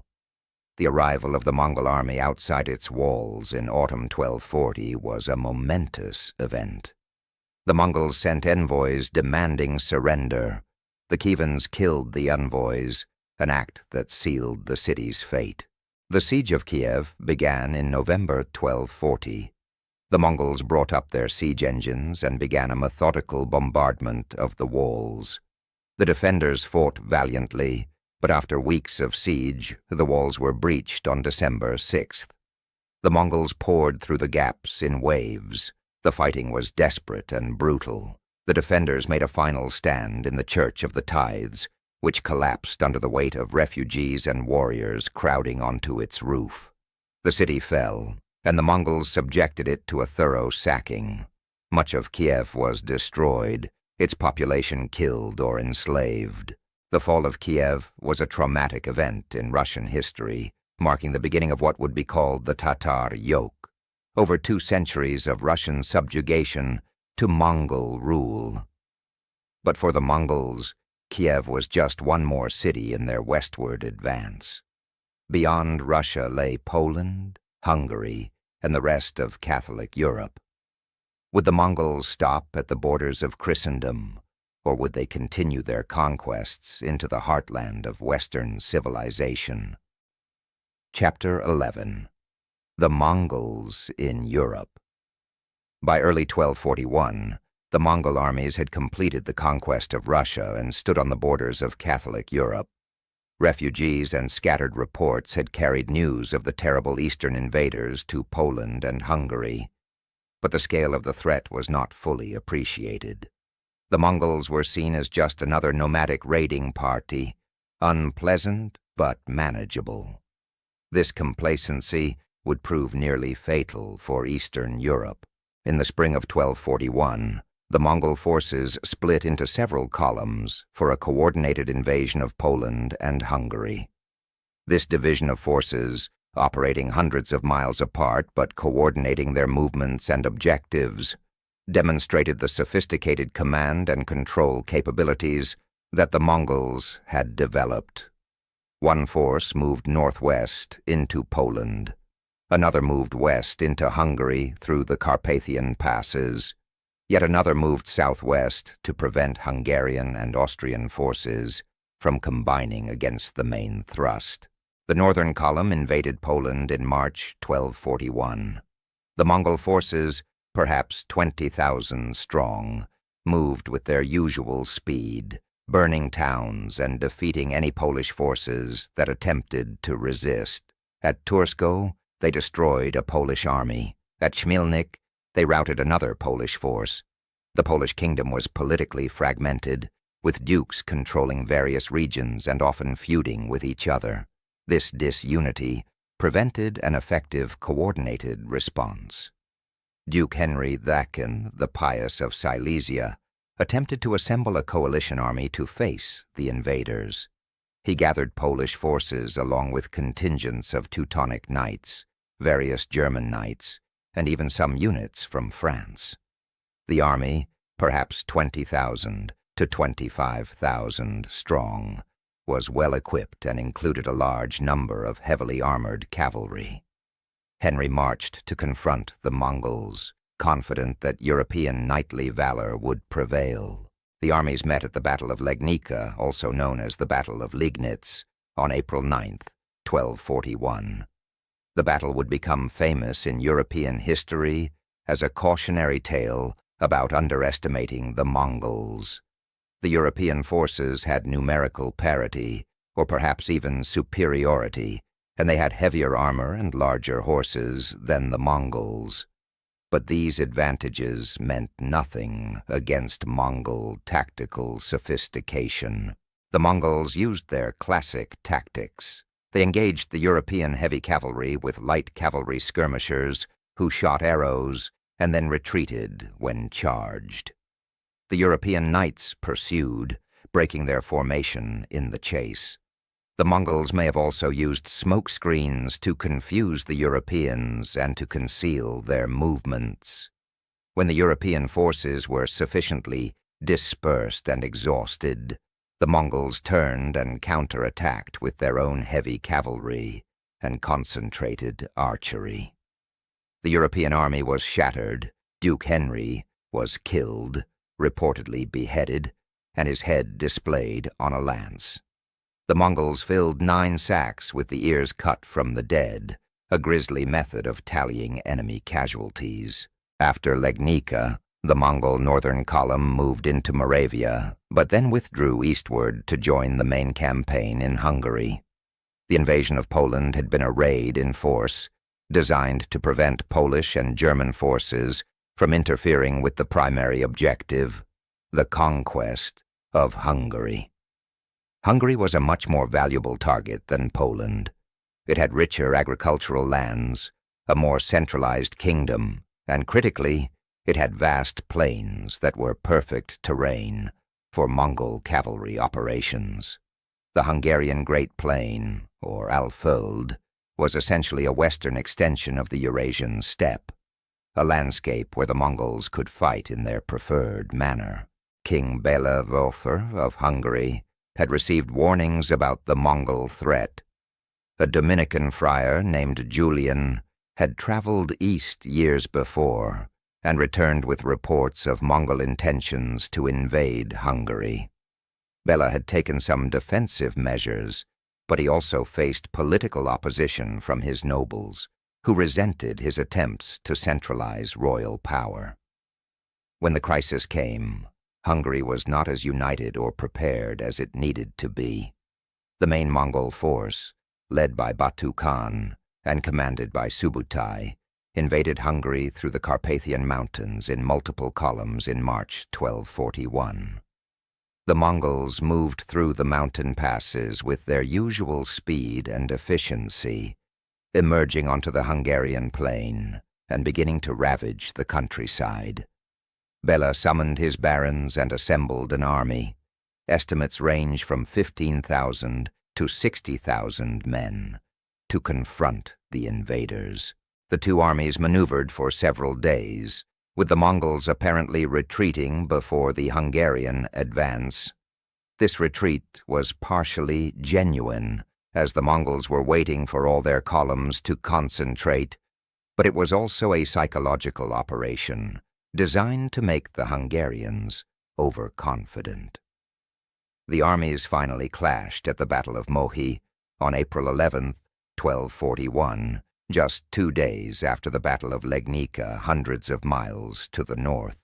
The Hungarians had camped near a bridge over the Sajo River, and they fortified their camp with a wagon lager, a circle of wagons chained together for defense. They believed they were secure, having destroyed or blocked other river crossings. But Subutai had no intention of attacking frontally across the single bridge. During the night, he sent a force downstream that constructed a makeshift bridge and crossed the river undetected. At dawn, the Mongols attacked the bridge from the front to fix the Hungarians' attention, while the flanking force attacked from behind. The Hungarians fought desperately, but they were caught between 2 Mongol forces and subjected to withering archery. The wagon fort that had seemed so secure became a trap, concentrating the defenders into an easy target for Mongol arrows. The Mongols also reportedly used some form of fire weapons, possibly gunpowder-based incendiaries obtained from Chinese engineers, to spread panic. The Hungarian resistance began to crumble. Critically, Subutai had left an apparent escape route open. When the Hungarians saw this gap in the Mongol encirclement, they fled toward it en masse. The orderly retreat became a rout. Once the Hungarians were in full flight, the Mongol cavalry pursued relentlessly cutting down the fleeing soldiers over a distance of many miles. It was a slaughter. King Bela escaped but lost most of his army. Estimates of Hungarian casualties range from 10,000 to 40,000 men. It was the worst defeat in Hungarian history up to that point. After Mohi, Hungary lay open to Mongol conquest. The Mongols spent the next year systematically subjugating the country. They destroyed city after city, including Pest, though the fortress of Buda on the opposite bank of the Danube held out. The countryside was devastated. Populations fled or were killed. Some estimates suggest that up to half of Hungary's population, perhaps 1 million people, died during the Mongol invasion and its aftermath. Bela fled from place to place, at one point taking refuge on an island in the Adriatic Sea. The Mongols pursued him relentlessly. Mongol forces reached the Adriatic coast, raided into Croatia, and even contemplated invading Italy. Scouts were sent to reconnoiter routes through the Alps. Europe trembled. Pope Gregory IX called for a crusade against the Mongols, but few responded with any urgency. The feudal kingdoms of Europe were divided, and many did not yet fully grasp the scale of the threat. Then, in late 1241, something unexpected happened. Messengers arrived from Mongolia with news that Great Khan Ögedei had died in December of that year. According to Mongol custom, all princes had to return to Mongolia to participate in the Kurultai that would elect the next Great Khan. Batu, who commanded the European campaign, was a prince and a potential candidate. He could not ignore this summons. The Mongol forces withdrew from Hungary in early 1242 and began the long journey back to Mongolia. Europe had been spared, at least temporarily, by the death of a Khan on the other side of the world. It was one of history's great what-ifs. If Ögedei had lived a few more years, would the Mongols have conquered Western Europe? Could they have taken fortified cities like Vienna, Prague, or Paris? Would the Mongol Empire have extended from the Pacific to the Atlantic? These questions have fascinated historians for centuries. The logistical challenges of conquering densely populated, heavily fortified Western Europe would have been immense. The Mongols were supremely effective in open battle and were skilled at siege warfare, but they had never faced the concentration of stone fortifications that characterized Western Europe. The climate and terrain of Western Europe, with its forests and mountains, were less favorable to cavalry operations than the steppes and plains, and the Mongols would have been operating at the extreme end of their supply lines, thousands of miles from their base. Still, given their track record elsewhere, it would have been foolish to bet against the Mongols. They had overcome every challenge thrown at them so far. They had conquered the most sophisticated civilization in the world, China. They had destroyed powerful Islamic empires. They had defeated every army that faced them in battle. Western Europe in the 13th century, divided and often at war with itself, might not have fared any better than Poland and Hungary had. But history took a different turn. The Mongols withdrew, and Europe began to recover. Bela IV returned to Hungary and spent decades rebuilding his devastated kingdom. Poland eventually recovered as well. The Mongol threat receded into memory, becoming the subject of chronicles and nightmares rather than immediate danger. But the impact of those brief years of invasion would resonate for centuries, shaping European perceptions of the East and leaving a legacy of fear and fascination with the Mongol hordes. Chapter 12. The Succession Crisis and the Rise of Möngke. Ögedei Khan's death in December 1241 set off a succession crisis that would last for several years and reveal the tensions within the Mongol royal family. According to the arrangement made before his death, Ögedei had designated his grandson Shiramun as his heir. But Shiramun was young and relatively inexperienced. Ögedei's widow, Törögene Khatun, had other ideas. She was a formidable woman who had served as regent during some of Ögedei's absences and who wielded considerable political influence. She wanted her own son, Guyuk, to become Great Khan. Törögene served as regent from 1241 to 1246, maintaining control of the empire while maneuvering to secure Guyuk's succession. She was a skilled politician who understood the complexities of Mongol court intrigue. She cultivated support among key nobles and military commanders. She distributed gifts and positions to build her faction, and she delayed the convening of the Kurultai for years, waiting until she was confident of the outcome. During this period, the empire continued to function, but major military campaigns were largely suspended. The armies that had been conquering Russia and Hungary were largely inactive, though they did maintain control over the conquered territories. The focus shifted to internal politics and to consolidating what had already been won. Finally, in 1246, Törögen felt confident enough to convene the Kurultai.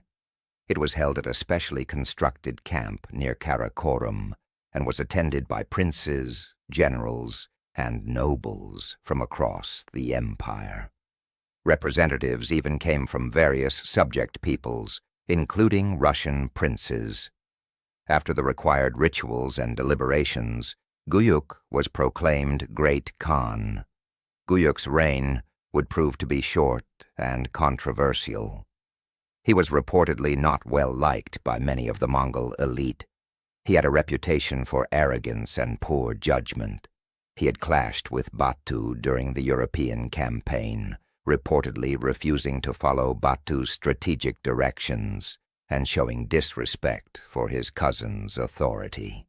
These tensions had not been forgotten. Guyuk also pursued policies that alienated important factions. He showed favoritism toward Christians, particularly Nestorian Christians, and some Muslims felt that he was hostile to their religion, despite the Mongol tradition of tolerance. He began purging officials who had been appointed by his mother or who were associated with rival factions. He moved against those he saw as threats, including some of Genghis Khan's old companions and their descendants.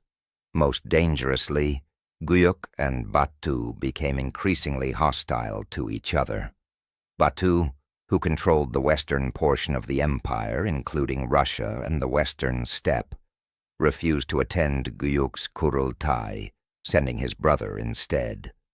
This was a deliberate insult and a sign of defiance. Guyuk interpreted it as insubordination and began planning military action against Batu. In 1248, Guyuk set out westward with an army, ostensibly to inspect his domains, but likely intending to confront Batu. The two most powerful men in the Mongol Empire seemed headed for civil war, but before the confrontation could occur, Guyuk died suddenly in April 1248 in what is now Kazakhstan. He was only in his early 40s. The cause of death is uncertain. Some sources suggest natural causes, perhaps liver disease exacerbated by heavy drinking, a common affliction among Mongol nobility. Other sources hint at poison, possibly arranged by Batu or by Guyuk's own relatives who feared civil war. With Guyuk's sudden death, the succession was again thrown into question. Guyuk's widow, Ogul Kaymish, tried to serve as regent as Törögene had done, but she lacked her predecessor's political skills. She alienated key supporters and failed to build a consensus for her own son's succession. The empire drifted for several years without effective central leadership. The political vacuum was eventually filled by a coalition between Batu and the descendants of Tolui, Genghis Khan's youngest son. Tolui himself had died in 1232, possibly from alcoholism or possibly after drinking a shaman's potion meant to save Ögedei's life, an act of fraternal sacrifice. But Tolui's widow, Sorgagtani Beki, was one of the most remarkable women in Mongol history and had raised their 4 sons to be ambitious, capable, and politically astute. Sorgagtani was a Nestorian Christian and a Kerayet princess who had been married to Tolui to cement alliances. After her husband's death, she had refused remarriage offers and had devoted herself to advancing her son's interests. She cultivated relationships with all major factions in the empire. She was generous with gifts and patronage. She supported religious institutions of all types. She ensured her sons received the best education and military training, and she waited patiently for her opportunity. That opportunity came with Guyuk's death and the subsequent chaos. Sorgagtani and Batu formed an alliance. Batu was the senior prince by lineage, being a grandson of Genghis Khan through his eldest son, but he had no interest in the day-to-day administration of the empire. He preferred to rule his own territories in the west. So Batu threw his support behind Sorgagtani's eldest son, Möngke. In 1251, a Kurultai was convened, this time firmly under Batu's control. Many of Guyuk's supporters were excluded or intimidated. The outcome was predetermined. Möngke was proclaimed Great Khan, and the line of succession passed from Ögedei's descendants to Tolui's descendants, a change that would have enormous long-term consequences for the empire. Möngke moved quickly to consolidate power. He conducted a purge of those who had opposed him or who were loyal to Guyuk's family. Dozens of princes and nobles were executed, including Guyuk's widow and several of Ögedei's descendants. It was the bloodiest internal purge in Mongol history up to that point, and signaled that Möngke would tolerate no opposition. But Möngke was also a capable and energetic ruler. He reformed the administration, removing corrupt officials and instituting more stringent oversight. He ordered a comprehensive census of the entire empire to improve tax collection and military mobilization. He renewed large-scale military campaigns after the lull during the succession struggles, and he reaffirmed the traditional Mongol principles of meritocracy and religious tolerance. Under Möngke, the Mongol Empire reached its greatest extent, and perhaps its peak of power and organization. He assigned his brothers to command major campaigns that would push Mongol power to its limits. His brother Kublai was sent to complete the conquest of China. His brother Hulagu was sent to conquer the Islamic heartlands of Persia and the Abbasid Caliphate. The stage was set for the Mongol Empire's greatest triumphs and for the seeds of its eventual fragmentation. Chapter 13. Hulagu and the Destruction of Baghdad. In 1253, Möngke Khan convened a great council to plan the next phase of Mongol expansion. 2 major campaigns were authorized. Kublai would lead the conquest of the southern Song dynasty in China, while Hulagu, another of Möngke's brothers, would lead a massive expedition to conquer Persia, the Middle East, and ultimately Egypt. The Islamic world, which had already suffered tremendous losses during Genghis Khan's campaigns against Khwarazm, was about to face an even greater catastrophe. Hulagu was given an enormous army for his campaign, reportedly including 2 out of every 10 soldiers from across the entire empire. This meant forces were drawn not just from Mongolia, but from China, Central Asia, and even the western territories controlled by the Golden Horde. The total force may have numbered over 100,000 warriors, along with vast numbers of support personnel, engineers, and specialists. It was one of the largest military expeditions in history. The objectives of Hulagu's campaign were ambitious and clear: He was to subdue any remaining resistance in Persia, destroy the Nizari Ismailis, also known as the Assassins, who had long been a problem for regional stability, conquer the Abbasid Caliphate, based in Baghdad, and then continue into Syria and Egypt. Möngke's vision was nothing less than the complete subjugation of the Islamic world and the incorporation of its vast wealth and sophisticated culture into the Mongol Empire. Hulagu departed from Mongolia in 1253 and spent over a year assembling his forces and making his way west. The logistics of moving such a massive army across thousands of miles of varied terrain were staggering. Grazing lands had to be prepared in advance for the enormous herds of horses. Supply depots had to be established. Local rulers along the route had to be either intimidated into cooperation or conquered. By 1255, Hulagu's army was positioned in Persia and ready to begin operations. The first target was the Nizari Ismaili state, centered in the mountainous region south of the Caspian Sea. The Nizaris were a Shia Muslim sect that had developed a reputation for political assassination as a tool of statecraft. They controlled a network of mountain fortresses, the most famous being Alamut, the so-called Eagle's Nest. From these strongholds, they had for over a century and a half sent out fedayin, devoted followers who would infiltrate enemy courts and assassinate political leaders. The Nizaris had made many enemies, and few mourned when the Mongols turned their attention to them. The Mongol siege of the Nizari fortresses demonstrated the sophistication of their military engineering. Even though the fortresses were perched on nearly inaccessible mountain peaks and were thought to be impregnable, the Mongols brought up siege engines and systematically reduced them one by one. Alamut itself fell in December 1256 after the Nizari leader, recognizing the hopelessness of his situation, negotiated a surrender. The Mongols were thorough in their destruction of the Nizari state. The fortresses were demolished. The famous library at Alamut, which contained extensive collections of Ismaili religious and philosophical texts, was largely destroyed, though some works were preserved. The Nizari leadership was executed, though some communities of Nizaris survived in remote areas and persist to this day.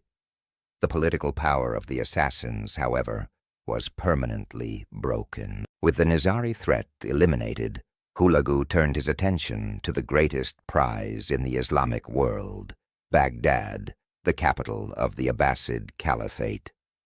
The Abbasid caliphs had once been the most powerful rulers in the Islamic world, commanding vast territories and unquestioned religious authority.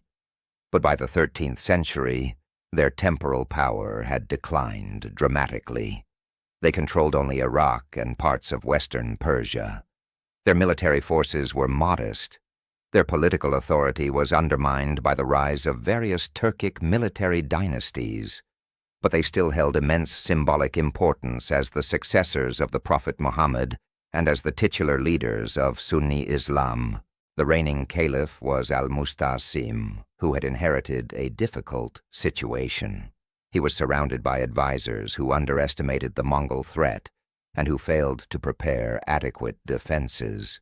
Some sources suggest that his vizier, or chief minister, actively sabotaged defensive preparations, either through incompetence or through secret communications with the Mongols. Whether through treachery or simple negligence, Baghdad was poorly prepared for what was coming. In November 1257, Hulagu's army arrived outside Baghdad and sent envoys demanding surrender. Al-Mustasim initially tried to negotiate, sending gifts and letters appealing to Hulagu's sense of religious tolerance and warning of divine punishment if the caliph was harmed. But Hulagu was unmoved. He had his orders from Möngke, and he intended to carry them out. When the caliph refused to surrender unconditionally, the Mongols began their siege. The siege of Baghdad lasted just over a month. The Mongols employed their full arsenal of siege techniques, including catapults, siege towers, and mining operations to undermine the walls. They also diverted the Tigris River to flood parts of the city's defenses. The defenders fought, but they were outnumbered, outmaneuvered, and led by commanders who had never faced an enemy like the Mongols. On February 5, 1258, the walls were breached, and Mongol forces poured into Baghdad. What followed was one of the most catastrophic events in Islamic history. The Mongols systematically sacked the city over a period of several days. The scale of killing was immense. Estimates of the death toll vary wildly, from tens of thousands to over 1 million, though modern historians generally believe the actual number was probably in the hundreds of thousands. The House of Wisdom, one of the greatest libraries and centers of learning in the medieval world, was destroyed. Countless manuscripts, the accumulated scientific, philosophical, and literary heritage of centuries of Islamic civilization were thrown into the Tigris River. The water was said to have run black with ink and red with blood. Palaces, mosques, schools, and hospitals were looted and burned. The infrastructure that had made Baghdad one of the world's greatest cities for 500 years was demolished. Caliph al-Mustasim was captured and brought before Hulagu. There are various accounts of what happened next. The most famous, though possibly apocryphal, is that Hulagu had the caliph wrapped in a carpet and trampled to death by horses, a method of execution that avoided spilling royal blood directly on the ground, which was taboo in Mongol culture. Other accounts suggest he was killed in different ways, but the result was the same. The Abbasid Caliphate, which had endured for over 500 years, was extinguished. The shock to the Islamic world was profound. The destruction of Baghdad was not entirely irrational from the Mongol perspective. The city had been a center of resistance to Mongol power, and its caliph had refused to submit. The Mongols believed in making terrible examples of those who defied them, as a way to encourage others to surrender without fighting. The terror generated by Baghdad's fall would make future conquests easier. And indeed many cities and rulers in the region immediately sent embassies to Hulagu, pledging submission and offering tribute. After Baghdad, Hulagu continued his advance westward. He moved into Syria, entering territories that were contested between various Muslim powers, crusader states, and local dynasties. The Mongol army took Aleppo in January 1260 after a brief siege, subjecting it to another massacre, though not as extensive as Baghdad's. Damascus, one of the oldest continuously inhabited cities in the world, surrendered without resistance in March 1260, and its population was largely spared. By the spring of 1260, Mongol power seemed unstoppable. They had conquered Persia, destroyed the Abbasid Caliphate, and now occupied much of Syria. The surviving crusader states, small enclaves on the coast, sent embassies to Hulagu offering cooperation. Some even provided supplies and intelligence to the Mongols, hoping to use them against their Muslim enemies. The road to Egypt, the last major independent Islamic power in the region, seemed open. But then, in the summer of 1260, news arrived from the east that changed everything. Möngke Khan had died during the campaign in China. As in 1241, when Ögedei died, this meant that all Mongol princes had to return to Mongolia for the Kurultai to elect a new great Khan. Hulagu, being a royal prince and a potential candidate, could not ignore this summons. Hulagu withdrew the majority of his forces and began the long journey eastward. He left behind a substantial garrison in Syria under the command of his general Kitbuka. a Nestorian Christian who had been instrumental in the Syrian campaigns. But the force left behind, perhaps 20,000 men, was much smaller than the army Hulagu had commanded and was insufficient to conquer Egypt. The timing could not have been worse for Mongol ambitions in the Middle East. The Mamluk Sultanate of Egypt was a formidable military power, ruled by a caste of slave soldiers who had risen to control the kingdom. The Mamluks were professional warriors, excellently trained and equipped, and they had been preparing for a possible Mongol invasion. When they learned that Hulagu had withdrawn most of his forces, they saw their opportunity. In September 1260, a Mamluk army of perhaps 20,000 men, under the command of Sultan Qutuz and his general Baibars, marched north from Egypt into Palestine. They sent messages to the Crusader states, warning them not to interfere, and promising to leave them in peace if they remained neutral. The Crusaders, recognizing that the Mamluks were the lesser threat compared to the Mongols, allowed the Mamluk army to pass through their territory and even provided supplies. The two armies met at Anjalut, the Springs of Goliath, in the Jezreel Valley on September 3rd, 1260. It was one of the most important battles in medieval history. The Mongols, under Kitbuka's command, fought with their usual skill and ferocity, but for once they faced an enemy that understood their tactics and could counter them effectively. The Mamluks used a feigned retreat, ironically a tactic they had learned from the Mongols, to draw the Mongol forces into a trap. When the Mongols pursued, they were ambushed by Mamluk forces hidden in the surrounding hills. The battle was fierce and close-fought. Unlike most armies that faced the Mongols, the Mamluks did not break and run. They stood their ground and fought with discipline and determination. Eventually, the Mongol force was overwhelmed and destroyed. Kitbuka was captured and executed. It was the first major defeat of a Mongol army at the height of its power, and it had enormous psychological and strategic consequences. The Mamluks followed up their victory by quickly occupying Syria and pushing the remaining Mongol forces back across the Euphrates River. When Hulagu learned of the defeat, he was furious and made preparations to return with a much larger army. But he was distracted by the succession crisis brewing in Mongolia and by conflicts with other Mongol Khanates. The Mamluks fortified their positions and prepared to resist any renewed Mongol invasion. The Battle of Ain Jalut marked the effective limit of Mongol expansion in the Middle East. The Mongols would make several attempts over the following decades to conquer Syria and Egypt, but they never succeeded.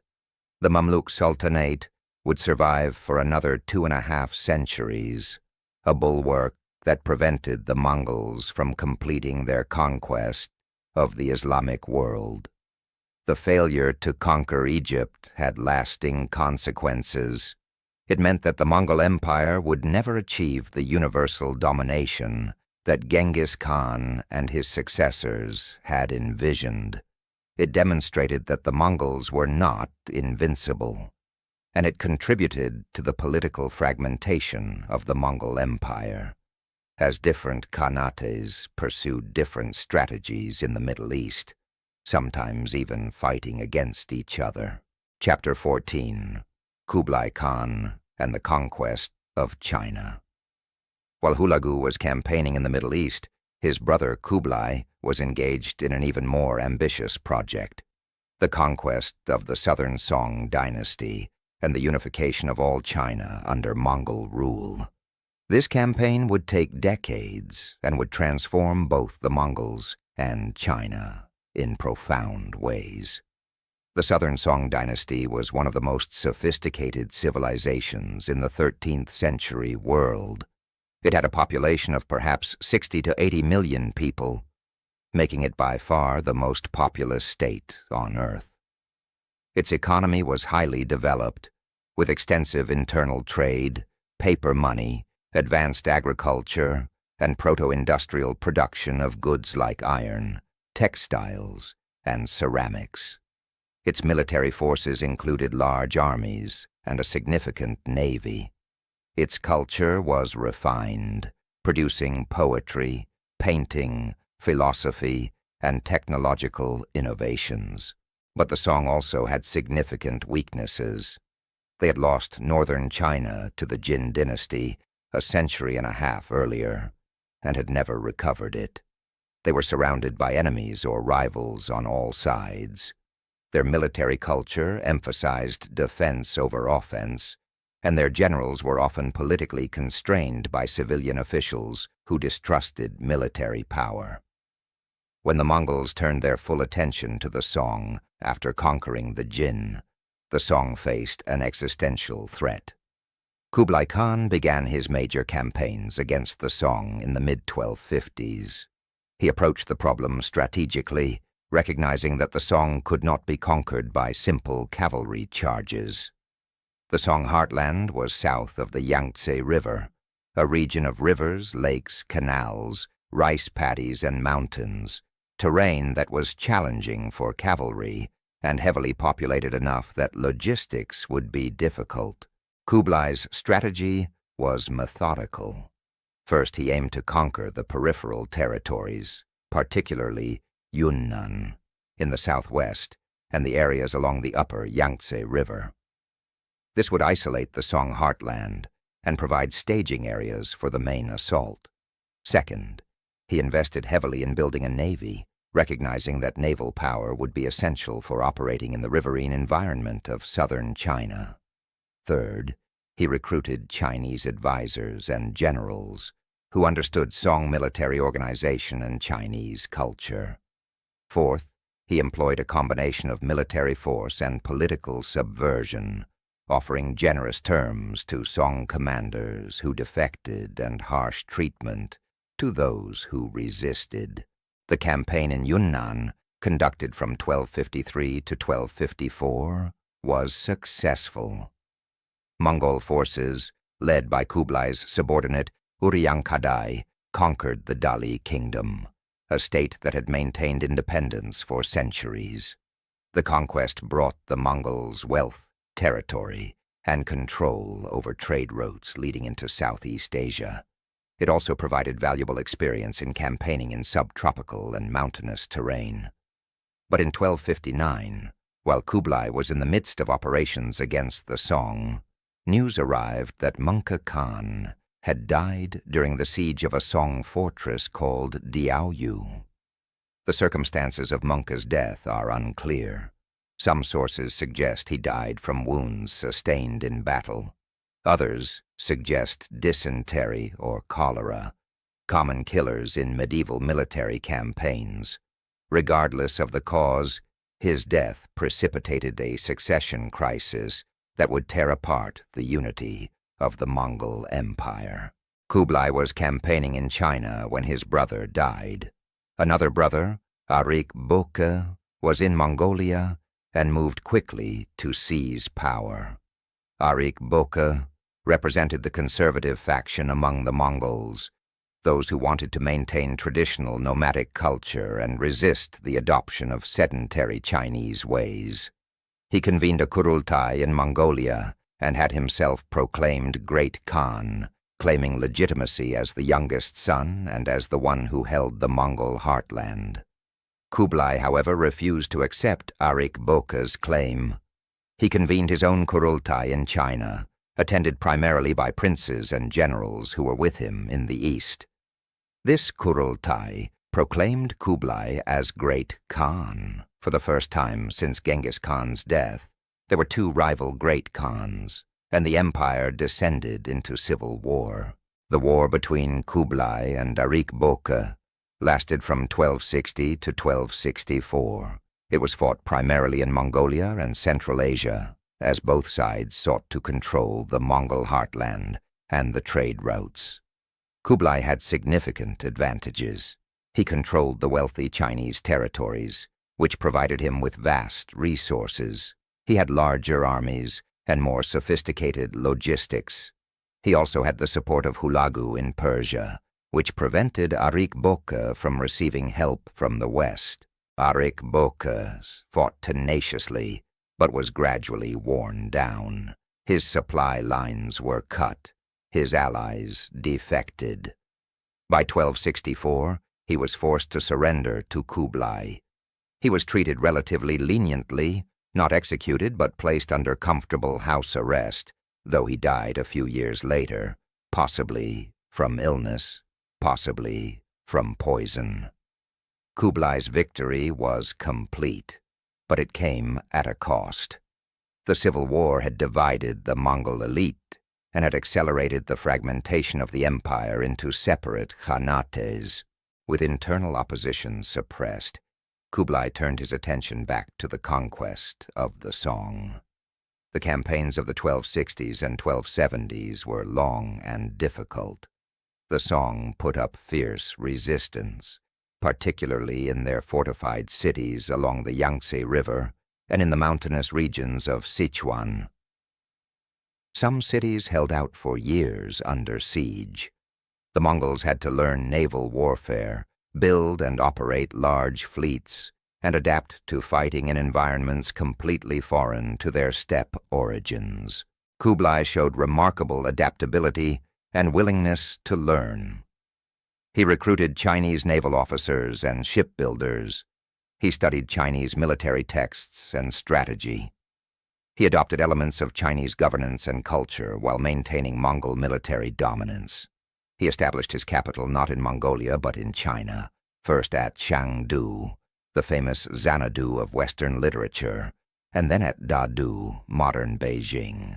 He was transforming from a Mongol Khan into a Chinese emperor, a transition that troubled traditionalists, but that proved necessary for ruling a vast sedentary empire.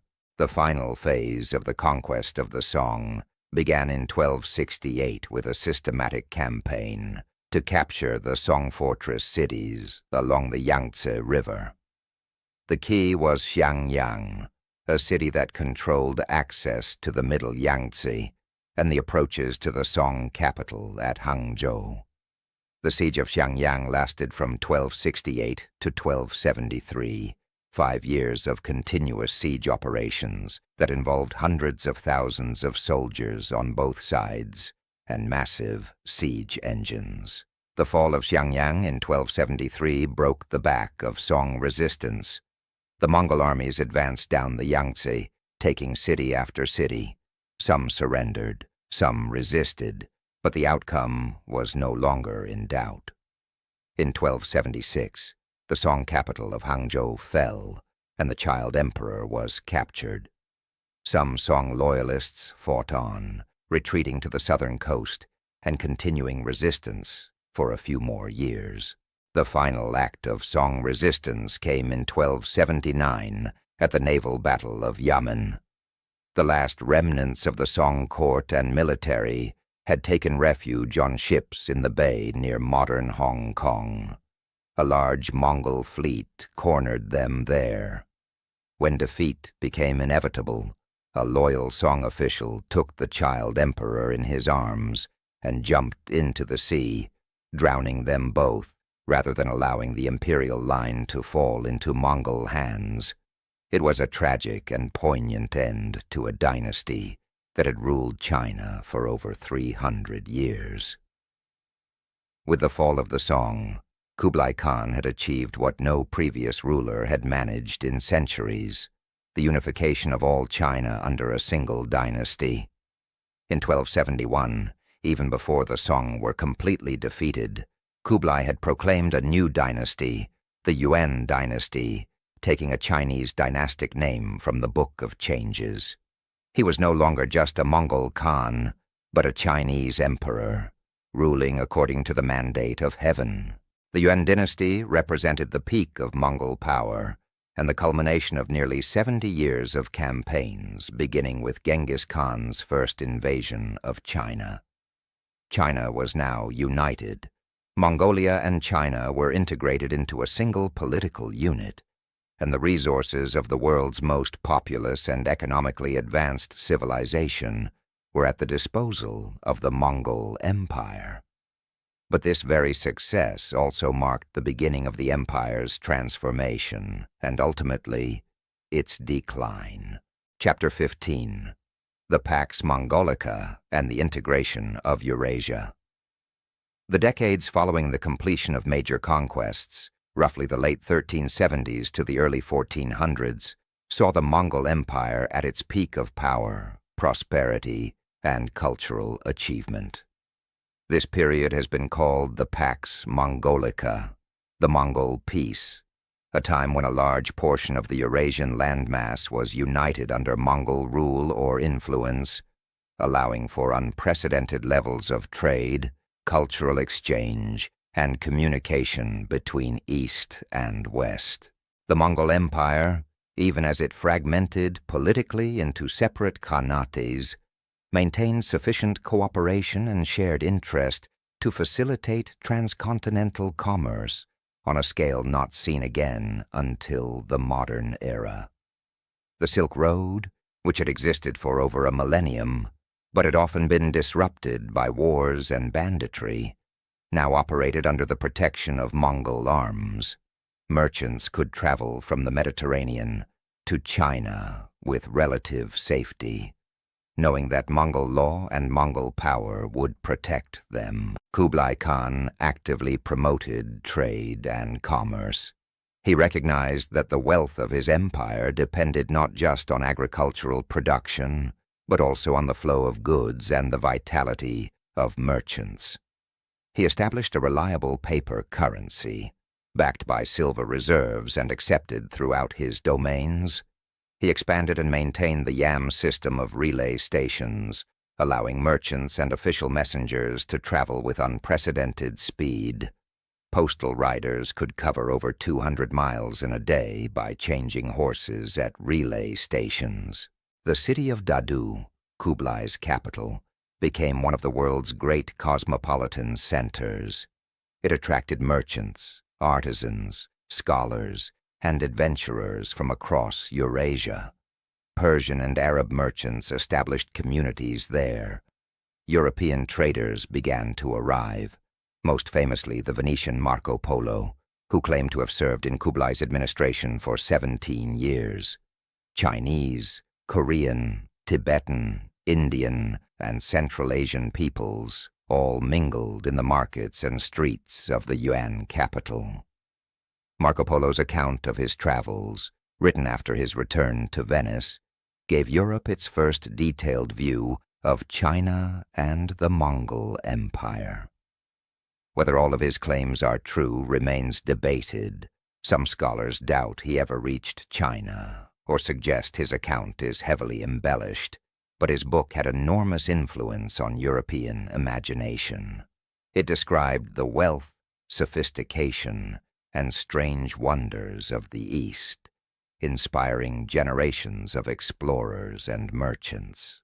Trade goods flowed in all directions. Chinese silk, porcelain, and tea moved westward. Persian and Arab glasswork, metalwork, and textiles moved eastward. Indian spices and gems, Central Asian horses and jade, Russian furs, European woolens, all circulated through the arteries of the Mongol trading system.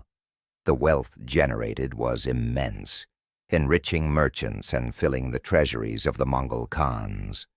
But trade was only one aspect of the cultural exchange facilitated by the Pax Mongolica. Ideas, technologies, and artistic styles also moved across Eurasia with unprecedented freedom. Chinese printing technology spread westward. Islamic astronomy and mathematics influenced Chinese scholars. Persian miniature painting influenced Chinese art. European metalworking techniques were adopted in China. The Mongol courts became centers of cosmopolitan culture, where different traditions met and mingled. Religious exchange also flourished during this period. The Mongols maintained their policy of religious tolerance, and religious teachers from all traditions traveled to Mongol courts to seek patronage and converts. Buddhist monks from Tibet established a strong presence at the Yuan court, and Tibetan Buddhism became influential among the Mongol elite. Nestorian Christian communities thrived in China and Central Asia. Muslim scholars served as administrators and advisors in Mongol courts across the empire.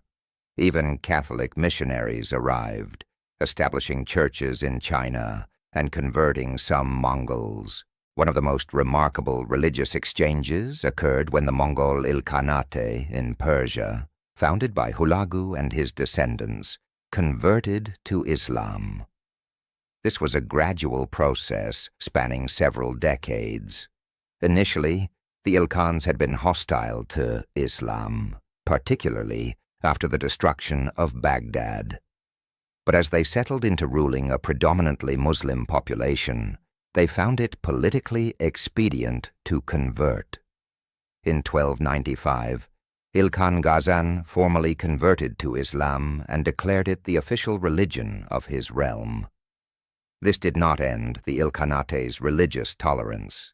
Christians, Jews, and Buddhists continued to be protected, but it marked a significant cultural shift. The Mongols also facilitated the spread of scientific and technological knowledge. The Mongol Khans were practical people who valued useful knowledge. They patronized astronomers, physicians, engineers, and scholars of all kinds.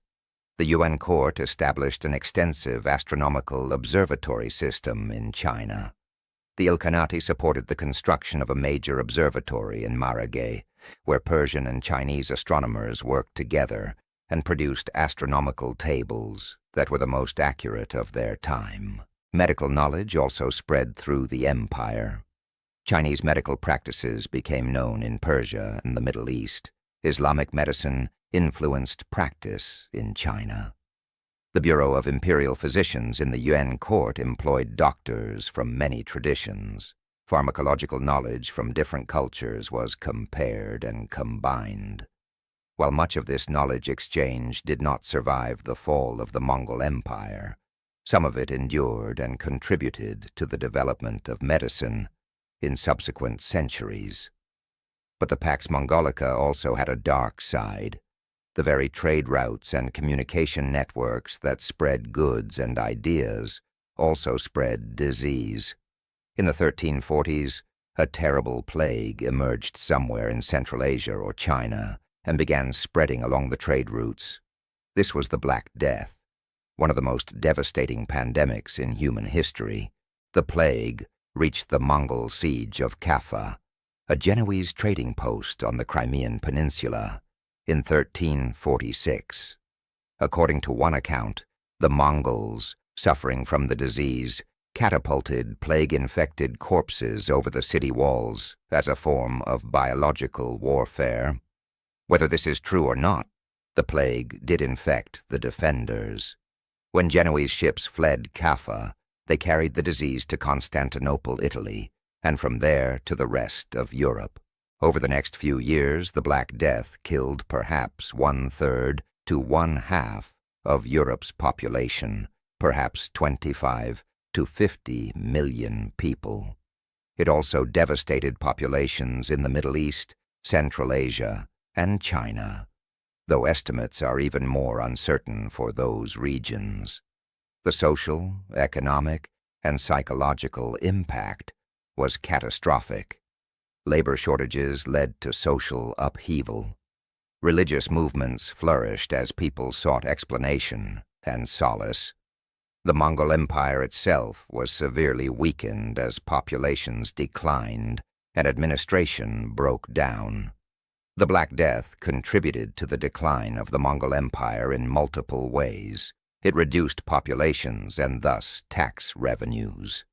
It disrupted trade routes that the empire's prosperity depended on. It increased social instability and made governance more difficult.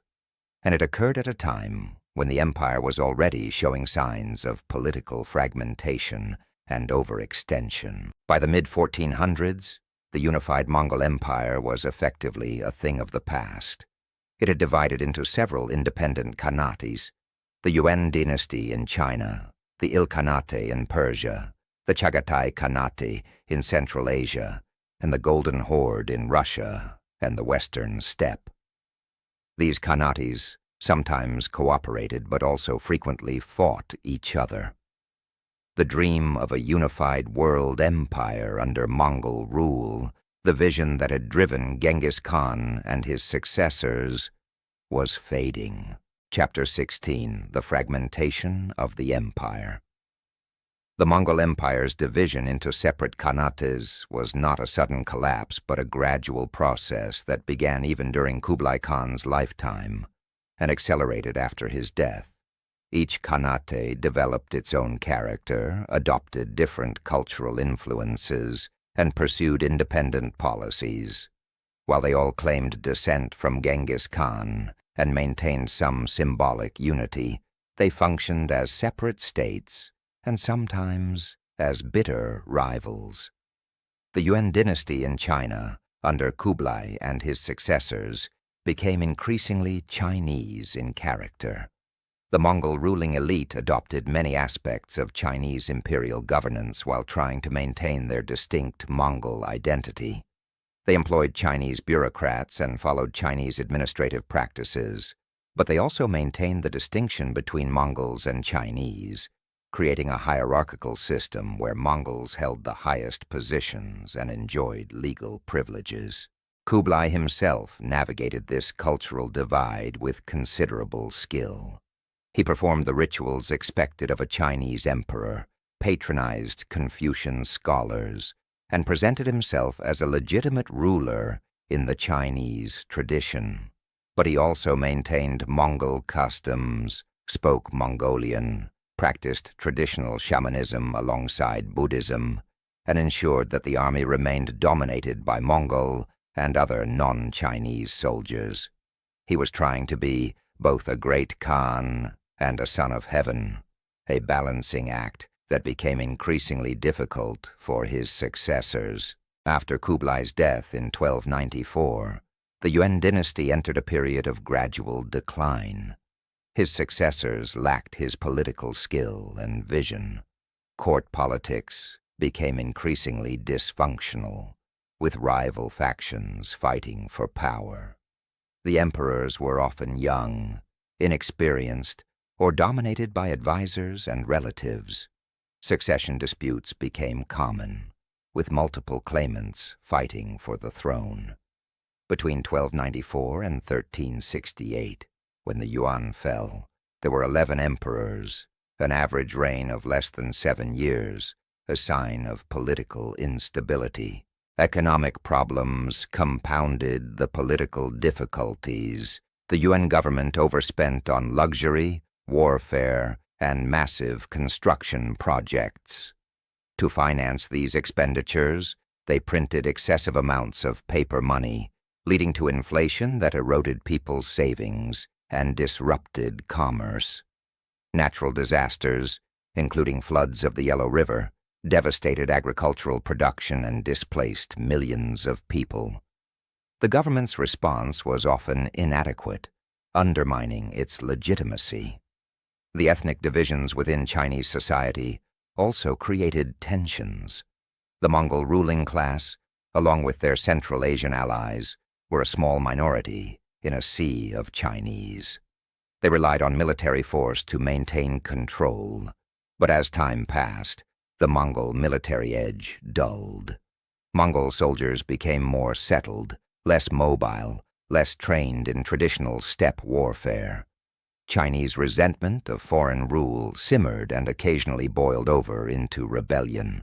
Meanwhile, in the West, the Ilkhanate in Persia faced its own challenges. After converting to Islam, the Ilkhans tried to integrate into the Islamic world while maintaining their Mongol identity. They patronized Persian culture, art, and literature, presiding over a remarkable cultural florescence. The Ilkhanate period saw the production of magnificent illustrated manuscripts, innovative architecture combining Mongol and Persian elements, and historical works like Rashid al-Din's Compendium of Chronicles, one of the first attempts at a truly world history. But the Ilkhanate also suffered from succession disputes, economic strain, and overextension. The frequent wars with the Mamluks in Syria drained resources without achieving decisive results. The conversion to Islam, while politically necessary, alienated some Mongol traditionalists and created new religious tensions. When the Ilkhan Abu Sa'id died in 1335 without a clear heir, the Khanate dissolved into civil war and fragmented into multiple small states. By the 1350s, the Ilkhanate had ceased to exist as a unified political entity. The Chagatai Khanate in Central Asia, named after Genghis Khan's second son, also experienced divisions and transformations. It split into western and eastern sections, with the western part becoming increasingly Islamized and sedentary, while the eastern part remained more nomadic and traditional. The Chagatai Khanate was the poorest of the major divisions, controlling territories that were less economically developed than China or Persia, but it maintained importance as the heartland of Central Asian Mongol power. The Golden Horde, controlling Russia and the western steppe, was perhaps the most successful of the successor Khanates in the 14th century. It extracted tribute from Russian principalities, controlled lucrative trade routes connecting Asia and Europe, and maintained a powerful military. The Golden Horde also converted to Islam, though somewhat later than the Ilkhanate, with Khan Ozbeg officially adopting Islam in the early 1320s. But the Golden Horde, too, faced internal divisions. Different branches of the family fought for control. The subject Russian principalities gradually grew stronger and more independent, particularly the Principality of Moscow, which skillfully played different Mongol factions against each other.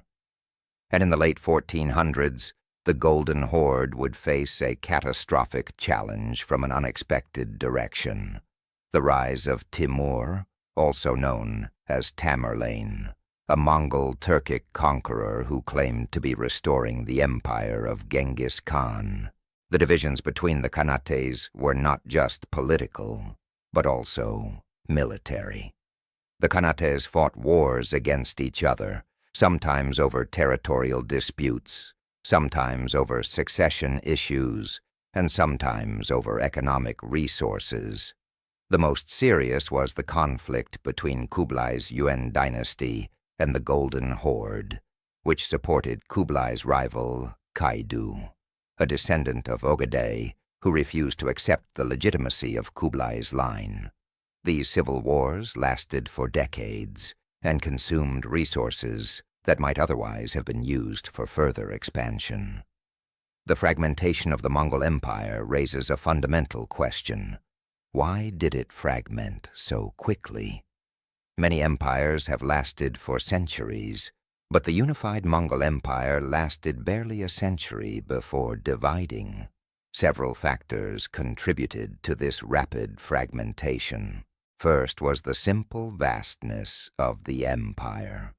At its peak, it stretched from the Pacific to Eastern Europe, encompassing territories with vastly different cultures, economies, and environments. Governing such a space with medieval technology and communication was extraordinarily difficult.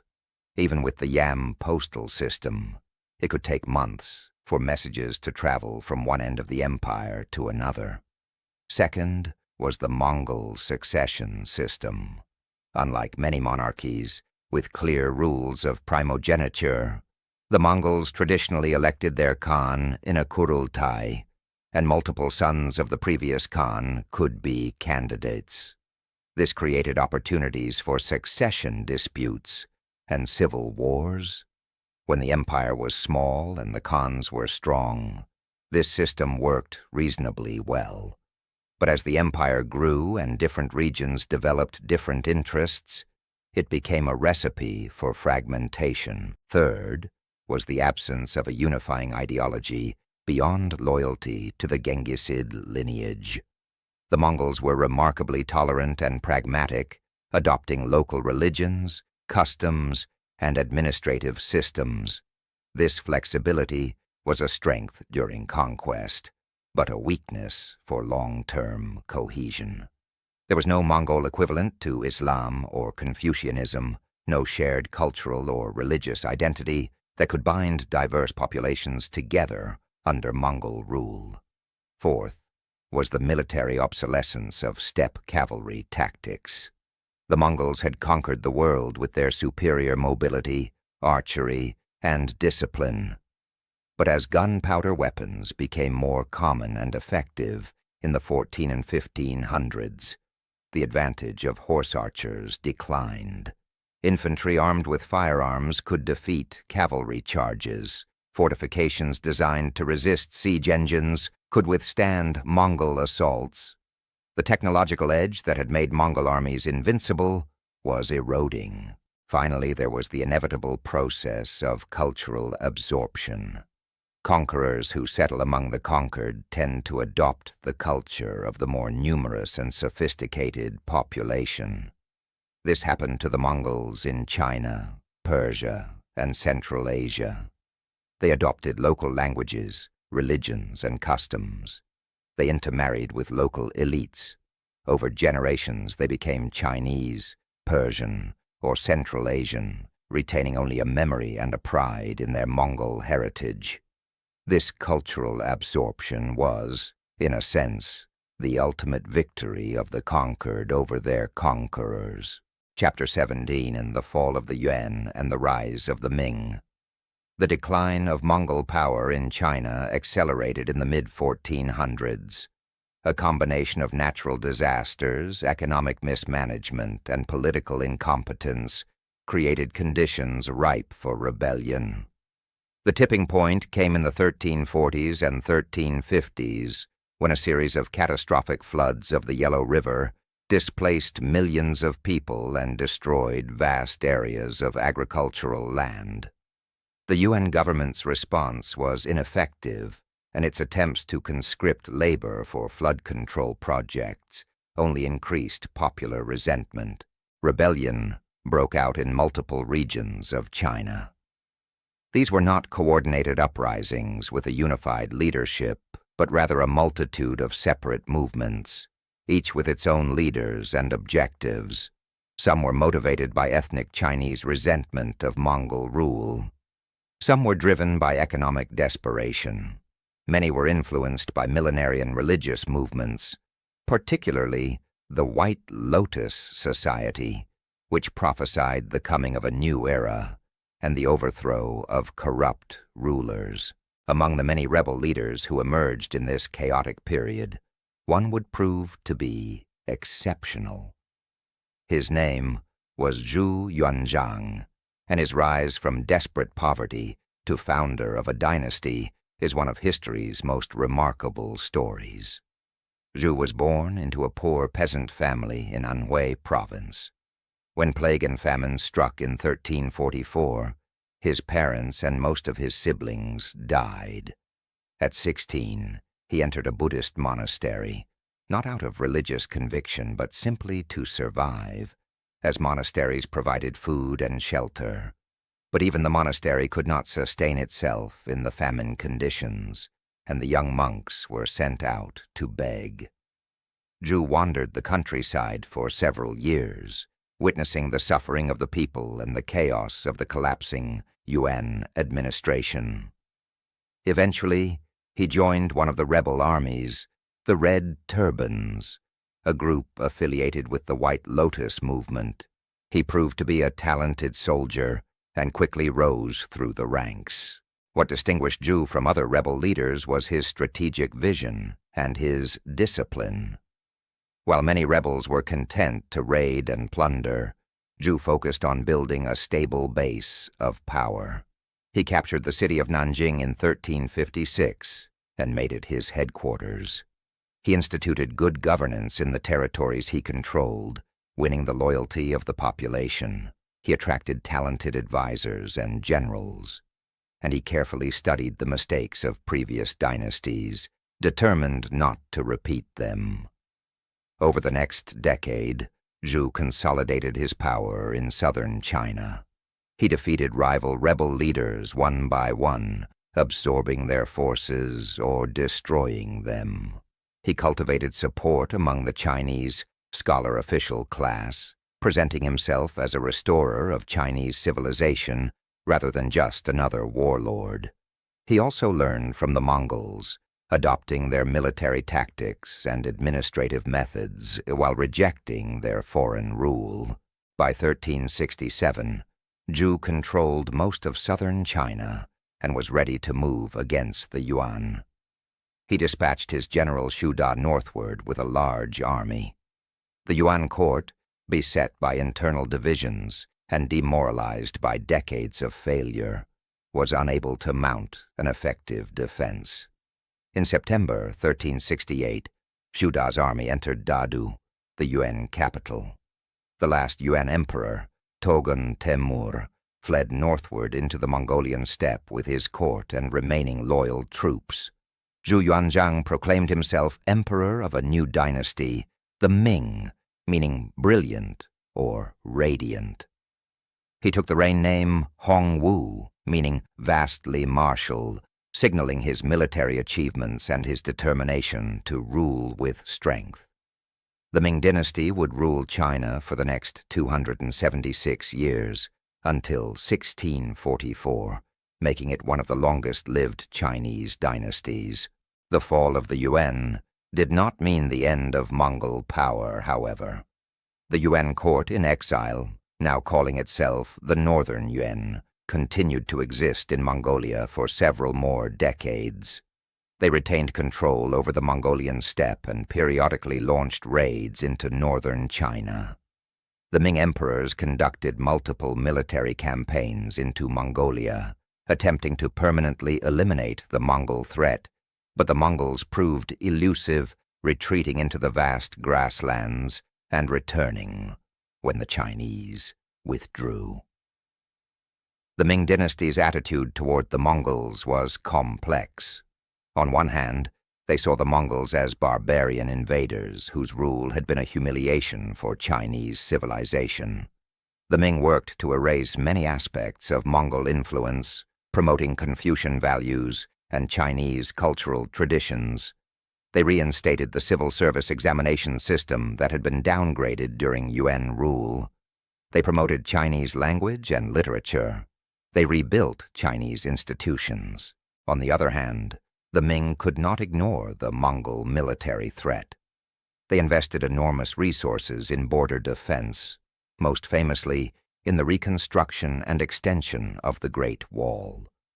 The Great Wall as it exists today, the iconic structure that tourists visit, is largely a Ming creation, built or rebuilt during the 1500s and 1600s to defend against Mongol raids.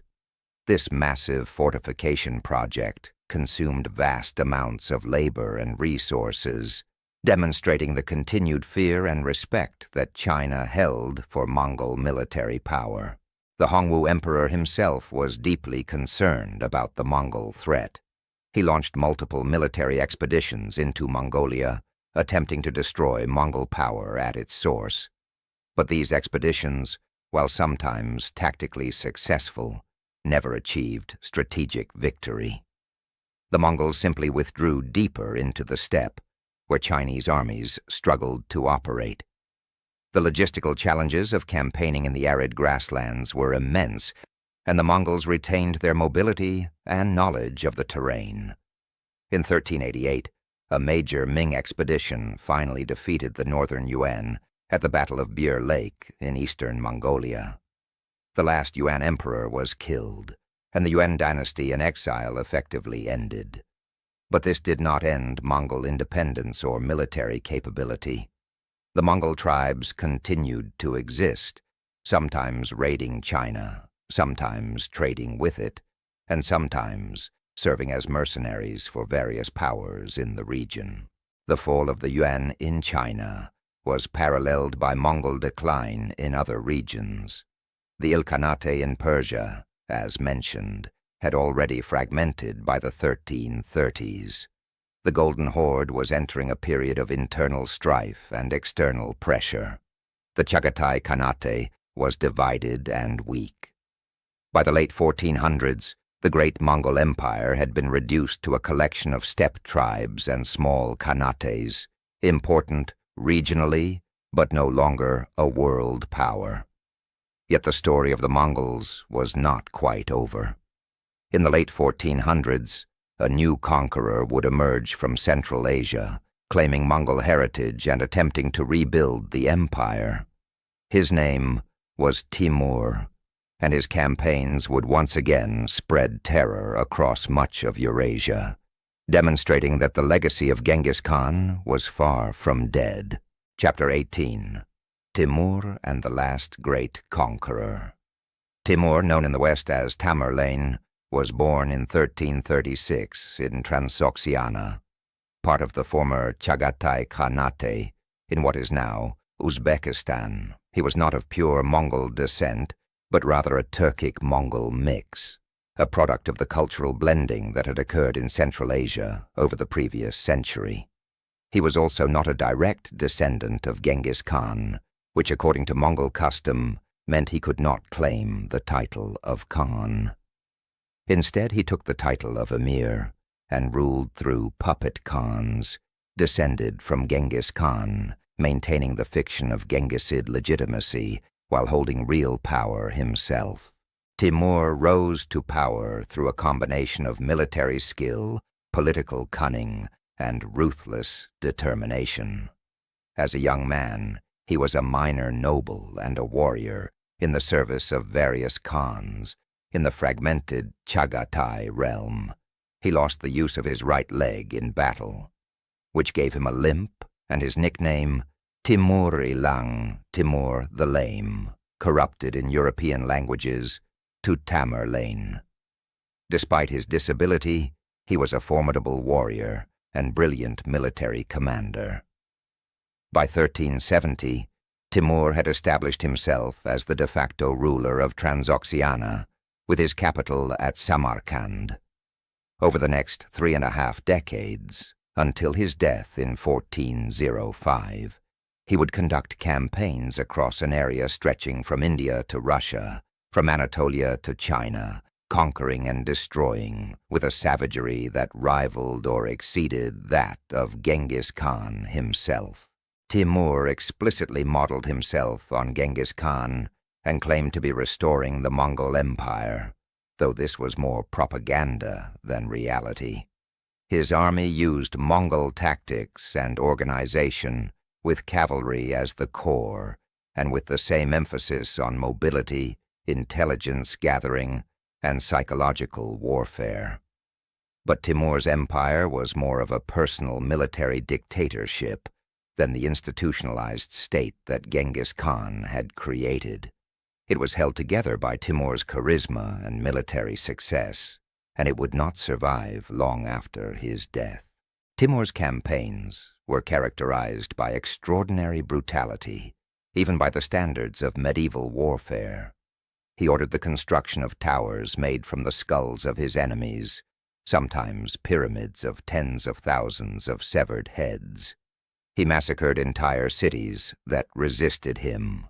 In India, after his sack of Delhi in 1398, he reportedly ordered the execution of 100,000 prisoners in a single day.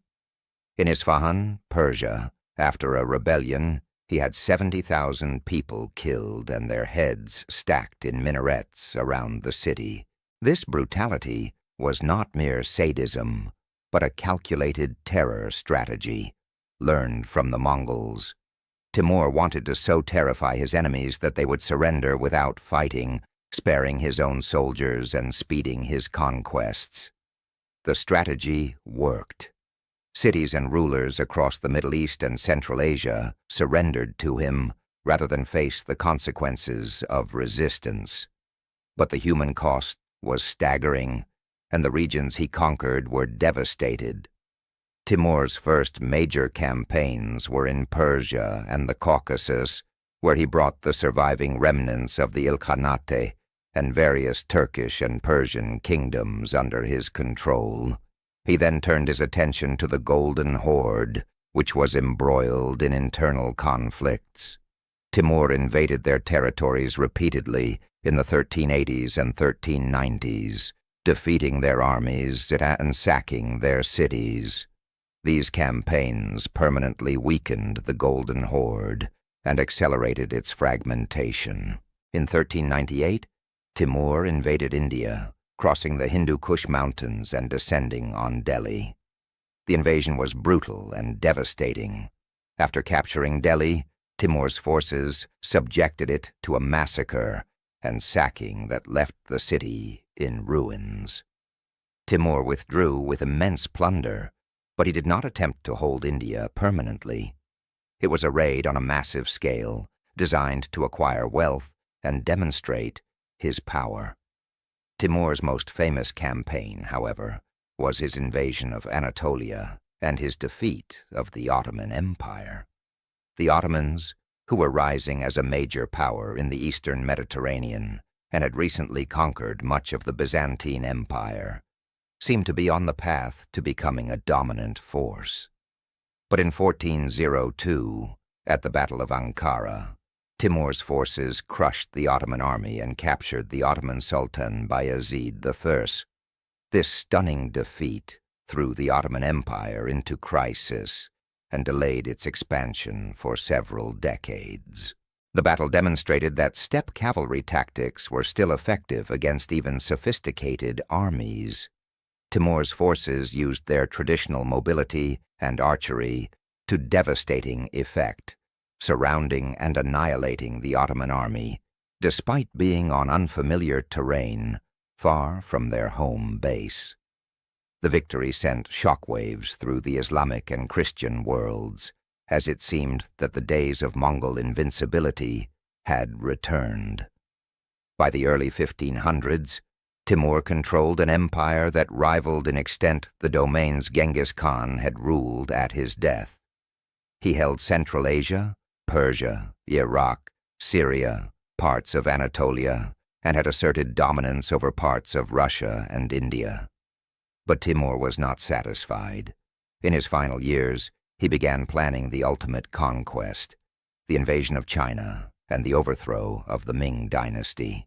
Timur saw himself as the rightful heir to the Mongol Empire, and China, once the jewel of that empire, was ruled by a Chinese dynasty that had expelled the Mongols. Reclaiming China would complete his vision of restoring Genghis Khan's legacy.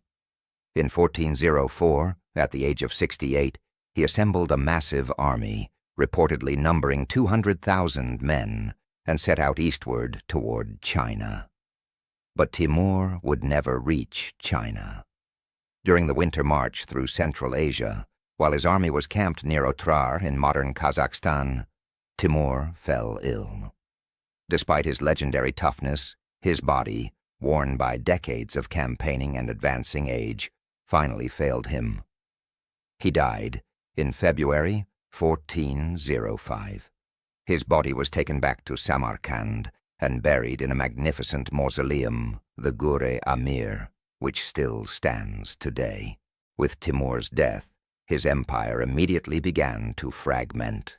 His sons and grandsons fought each other for control. The territories he had conquered broke away or were lost in the civil wars. Within a few decades, little remained of Timur's empire except for the Timurid realms in Central Asia and Persia, which would themselves eventually be conquered by new powers. But Timur's legacy endured in several ways. He had demonstrated that the Mongol military system could still dominate Eurasian warfare even in the early modern period.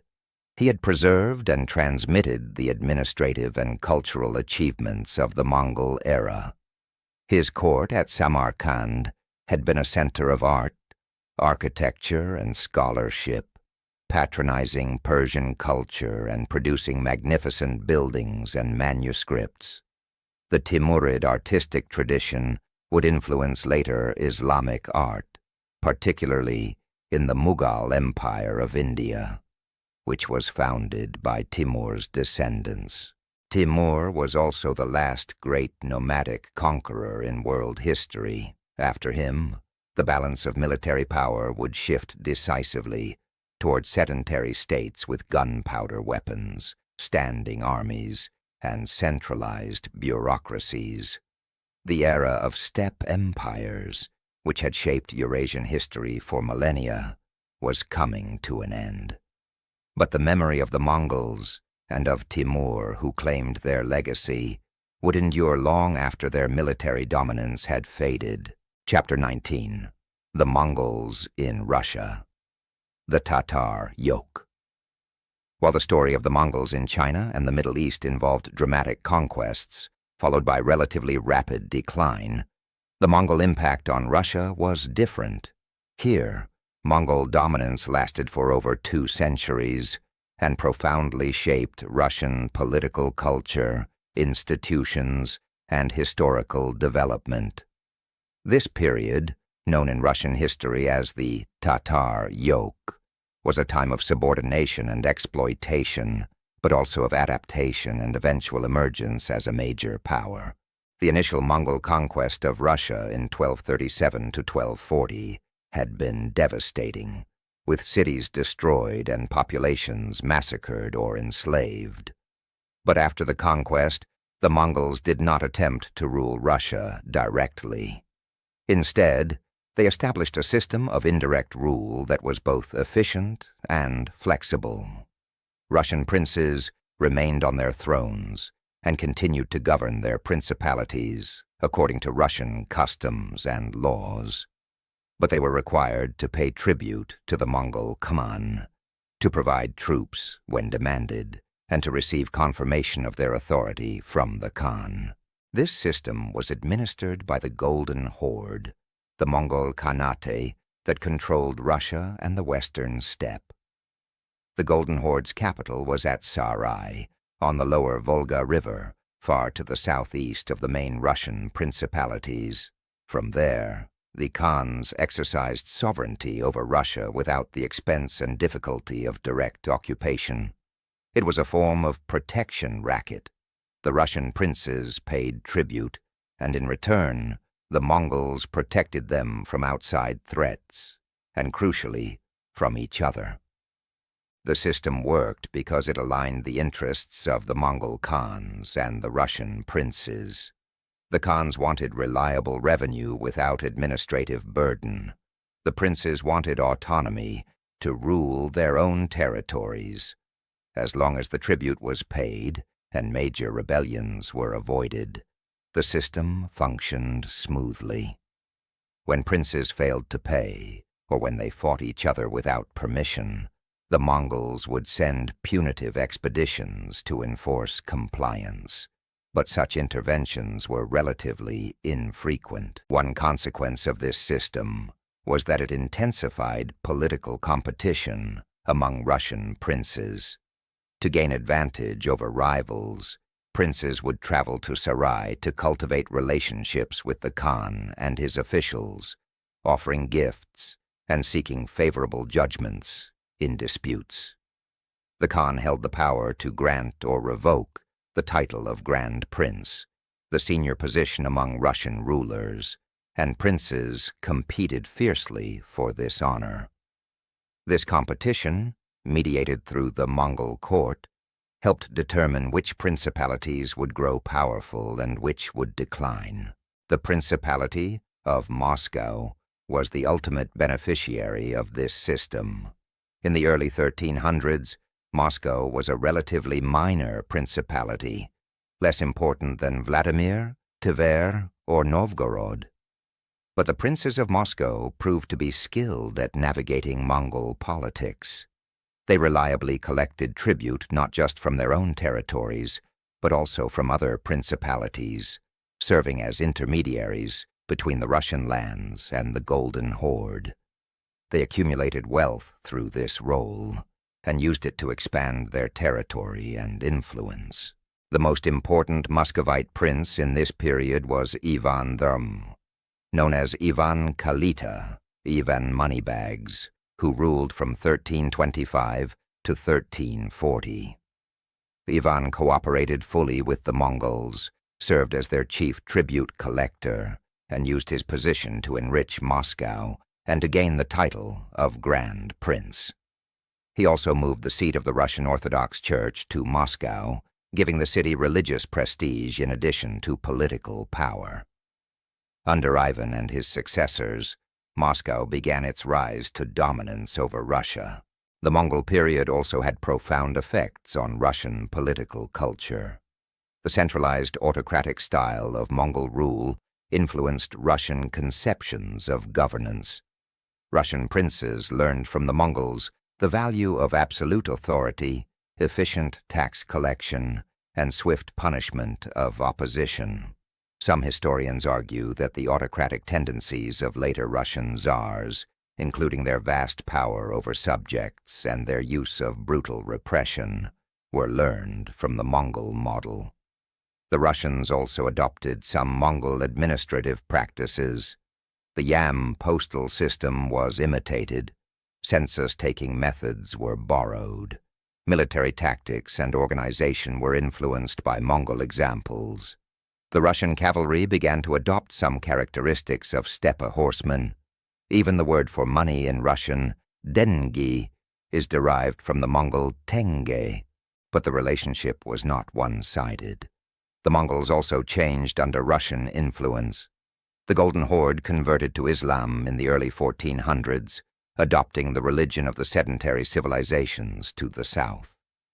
They became more settled, with their khans building permanent cities and palaces. They intermarried with local elites. Over time, the cultural distance between the Golden Horde and the original Mongols of Genghis Khan's time widened. In the late 1400s, the Golden Horde began to weaken and fragment, victim of internal succession disputes, pressure from Timur's invasions, and the gradual strengthening of their Russian subjects. The fragmentation created several smaller khanates, including the Khanate of Kazan on the Middle Volga, the Khanate of Astrakhan on the Lower Volga, the Khanate of Crimea on the Black Sea, and the Siberian Khanate beyond the Urals. As the Mongol power weakened, Moscow grew stronger. In 1480, Grand Prince Ivan III of Moscow, known as Ivan the Great, took a momentous step. He refused to pay tribute to the Golden Horde. When the Khan sent an army to enforce submission, Ivan led his own army to confront them. The two armies faced each other across the Ugra River in what became known as the Great Stand on the Ugra River. Neither side attacked. After several weeks, both armies withdrew. It was not a battle, but a psychological turning point. Ivan had defied the Khan and survived. The Tatar yoke was effectively over.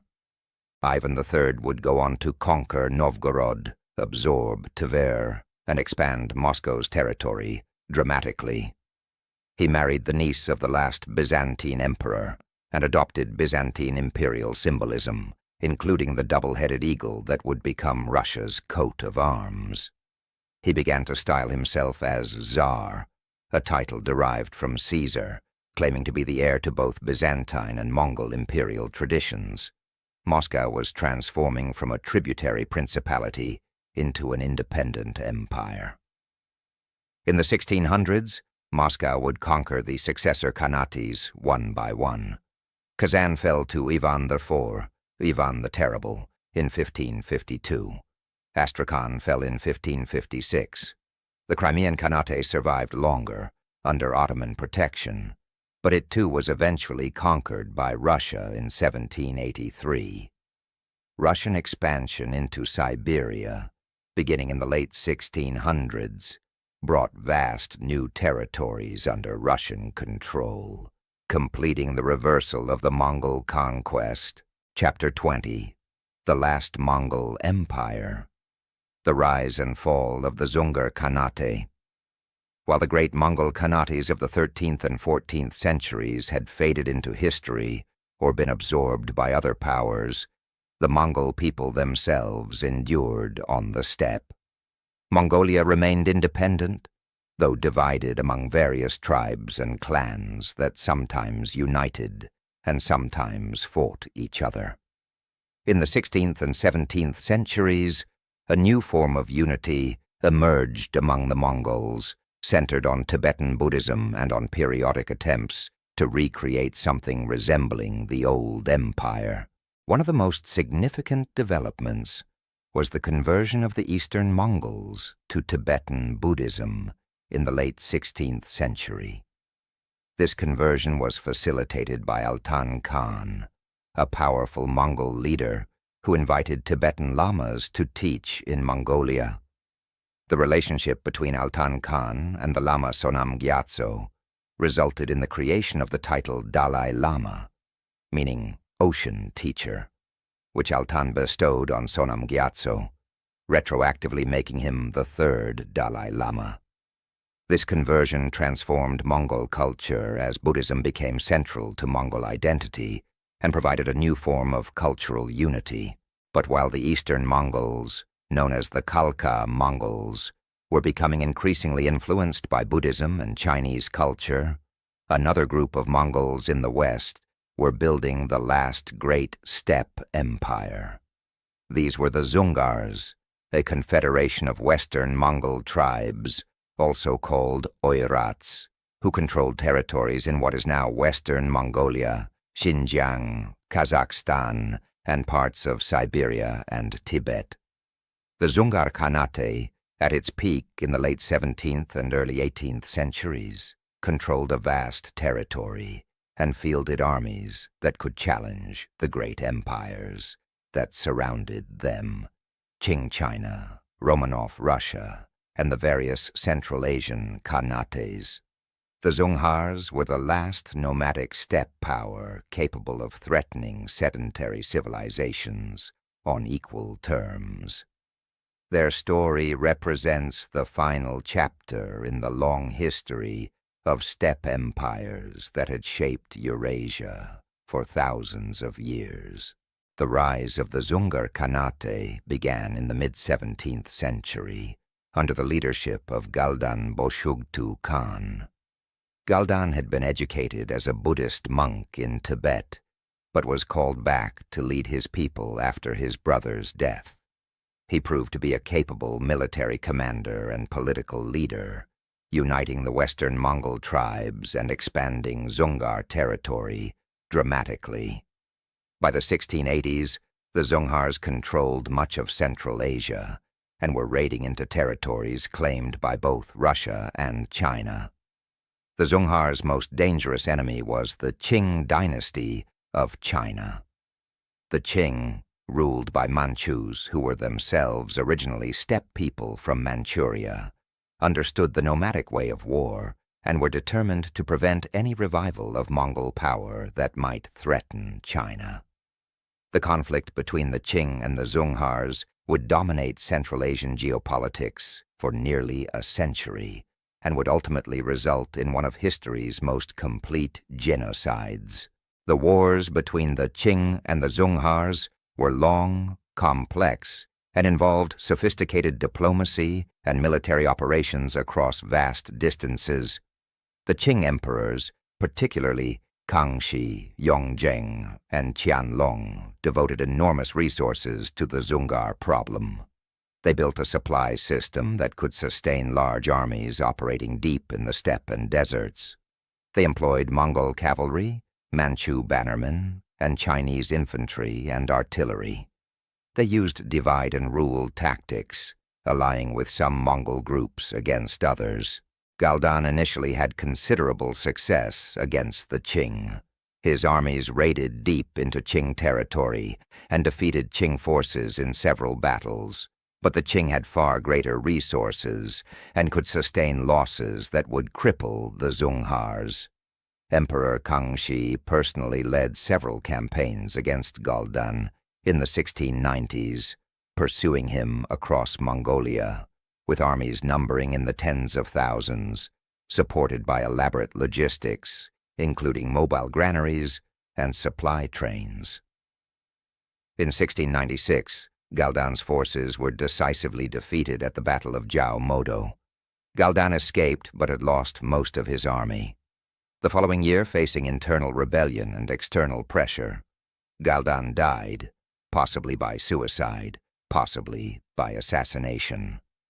The Zungar Khanate seemed on the verge of collapse, but new leadership emerged that would restore its power and prolong the conflict for another half-century. Under leaders like Tsewang Rabtan and his successor, Galdan Tseren, the Zungar Khanate recovered and even expanded in the early 18th century.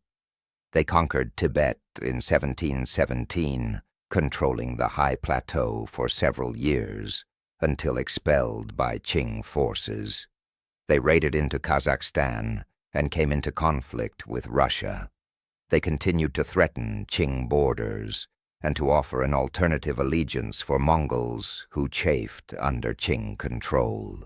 The Zunghars also demonstrated a surprising capacity for adaptation to changing military technology. They acquired and learned to use firearms and artillery, either captured from enemies or obtained through trade. They established workshops to manufacture weapons. They even experimented with rudimentary fortifications and garrison systems, trying to combine the mobility of steppe warfare with the defensive capabilities of sedentary states. They were attempting to evolve from traditional nomadic raiders into a modern state capable of standing against the great empires. But ultimately, the Zunghars were caught in an impossible strategic situation. They were surrounded by powerful enemies who were all expanding. Russia was pushing eastward into Siberia and Central Asia. The Qing were consolidating control over Inner Mongolia and were determined to eliminate the Zungar threat. The various Central Asian Khanates, while often weak individually, collectively represented another pressure on Zungar borders. The Zunghars were fighting on multiple fronts against enemies with superior resources. The end came in the 1750s during the reign of the Qianlong Emperor. Qianlong was determined to complete what his grandfather and father had started: the total elimination of the Zungar state and the incorporation of their territories into the Qing Empire. A succession crisis and civil war within the Zungar Khanate in the early 1750s provided the opportunity. Different Zungar factions appealed to the Qing for support, and Qianlong exploited these divisions, promising support to various claimants while preparing for a final campaign. In 1755, massive Qing armies invaded Zungar territories from multiple directions. The Zungar resistance was disorganized due to internal conflicts. Many Zungar nobles surrendered or defected. Within months, the Zungar Khanate had effectively collapsed as a political entity. But what followed the military conquest was even more shocking: a systematic campaign to exterminate the Zungar people. Qianlong ordered the destruction of the Zunghars as an ethnic group. Qing armies hunted down Zungar populations, killing men, women, and children. Those who were not killed were often enslaved or deported to distant parts of the Qing Empire. Disease, particularly smallpox, ravaged the surviving populations. Modern historians estimate that the Zungar population, which had numbered perhaps 600,000 before the final war, was reduced to perhaps 10% of that number, possibly fewer. It was genocide in the most literal sense. The destruction of the Zunghars was justified by Qianlong as a necessary measure to ensure the security of the empire and to prevent any future Mongol threat. It was recorded in Qing documents and even commemorated in imperial art and literature as a great victory. The emptied territories were gradually repopulated with other groups, including Han Chinese, Hui Muslims, and Mongols from other tribes who were loyal to the Qing. The region was renamed Xinjiang, meaning New Frontier, and was incorporated into the Qing Empire as a directly administered province. The fall of the Zungar Khanate marked the end of the long history of independent steppe empires. Never again would nomadic peoples from the Central Asian steppe build empires that could challenge the great sedentary civilizations. The technological and organizational advantages that had made steppe cavalry dominant for thousands of years had finally been overcome. Gunpowder weapons, modern logistics, and centralized state power had shifted the balance decisively in favor of settled agricultural societies. Mongolia itself came fully under Qing control, divided into various banners and administered indirectly through local Mongol nobility who were subordinate to Qing authority. The eastern Mongols, the Khalkha, had submitted to the Qing in the late 17th century and had even allied with them against the Zungars. In return for their submission, they were allowed considerable autonomy, their own laws, and the preservation of their Buddhist religious institutions. But they were no longer independent, and their military power was carefully controlled. Chapter 21. The Mongol Legacy in Modern Times. The centuries following the fall of the Zungar Khanate saw Mongolia continue under foreign domination, first by the Qing dynasty until its collapse in 1912, then briefly independent, then dominated by Soviet Russia and Communist China through most of the 20th century. But even as their political independence was lost, the Mongol people maintained their distinct identity, their nomadic traditions where possible, and their pride in their historical legacy. When the Qing dynasty fell in 1912, Mongolia declared independence, taking advantage of the chaos in China. The new Mongolian government, led by the Bogd Khan, a Buddhist religious leader who also claimed temporal authority, sought to restore Mongol independence and to revive some semblance of the old empire. But this independence was fragile and contested. China claimed Mongolia as part of its territory. Russia sought to establish influence. International recognition was limited. The situation became more complex after the Russian Revolution of 1917. Mongolia became caught up in the Russian Civil War, with various factions fighting for control. Eventually, Mongolian communists, supported by the Soviet Red Army, took power in 1921, establishing the Mongolian People's Republic, the world's second communist state after the Soviet Union. Mongolia would remain a Soviet satellite for the next 70 years, closely aligned with Moscow and isolated from much of the rest of the world. During the communist period, Mongolia underwent profound changes. Nomadic pastoralism, while still practiced, was collectivized and controlled by the state. Buddhist monasteries, which had been central to Mongol culture for centuries, were largely destroyed in the 1930s during a Stalinist purge that killed thousands of monks and destroyed hundreds of monasteries. Traditional social structures were dismantled, literacy and education were expanded, industry was developed, and Mongolia was brought into the modern world, albeit under authoritarian communist rule. But even under communism, the memory of Genghis Khan and the Mongol Empire remained powerful. Initially, Soviet influence meant that Genghis Khan was portrayed negatively as a feudal oppressor. But in the 1960s, as Mongolia sought to assert more independence from Soviet control, the government began to rehabilitate Genghis Khan as a national hero and symbol of Mongol identity. By the time communism fell in 1990, Genghis Khan had been fully restored to his place as the greatest figure in Mongolian history and a source of national pride. Modern Mongolia, independent since 1990 after the collapse of the Soviet Union, has embraced its Mongol heritage enthusiastically. Genghis Khan's image appears on currency, on products, in art, and in public monuments. The international airport in Ulaanbaatar, the capital, is named after him. A massive equestrian statue of Genghis Khan, 40 meters tall, stands in the countryside outside the capital, one of the largest equestrian statues in the world. Mongolian nationalism is inextricably tied to the memory of the empire and its founder, but the legacy of the Mongols extends far beyond Mongolia itself.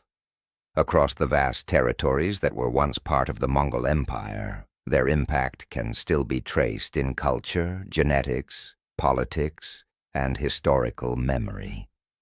In China, the Yuan dynasty is remembered as one of the major dynasties in Chinese history, a period of both cultural achievement and foreign domination.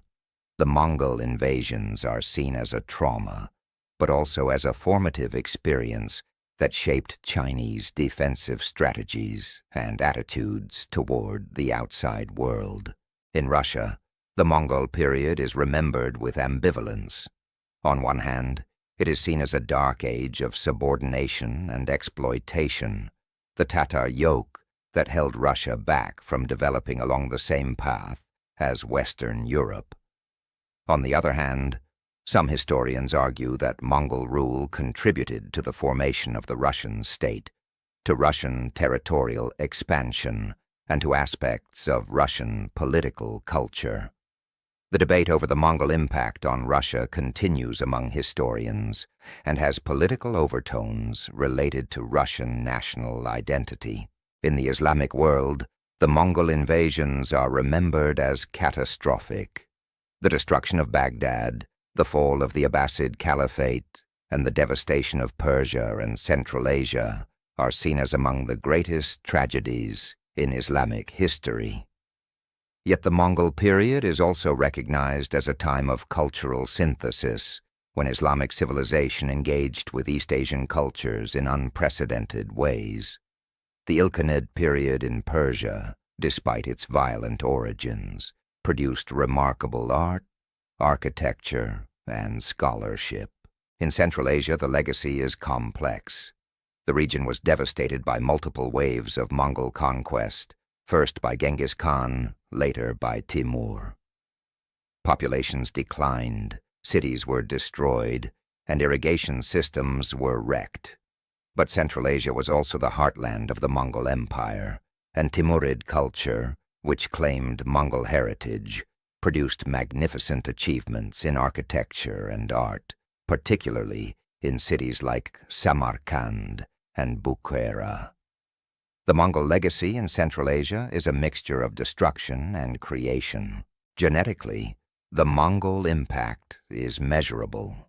Studies of Y chromosome DNA have found that a particular genetic marker, likely originating with Genghis Khan and his close male relatives, is found in approximately 8% of men living in the former Mongol Empire, representing roughly 16 million descendants.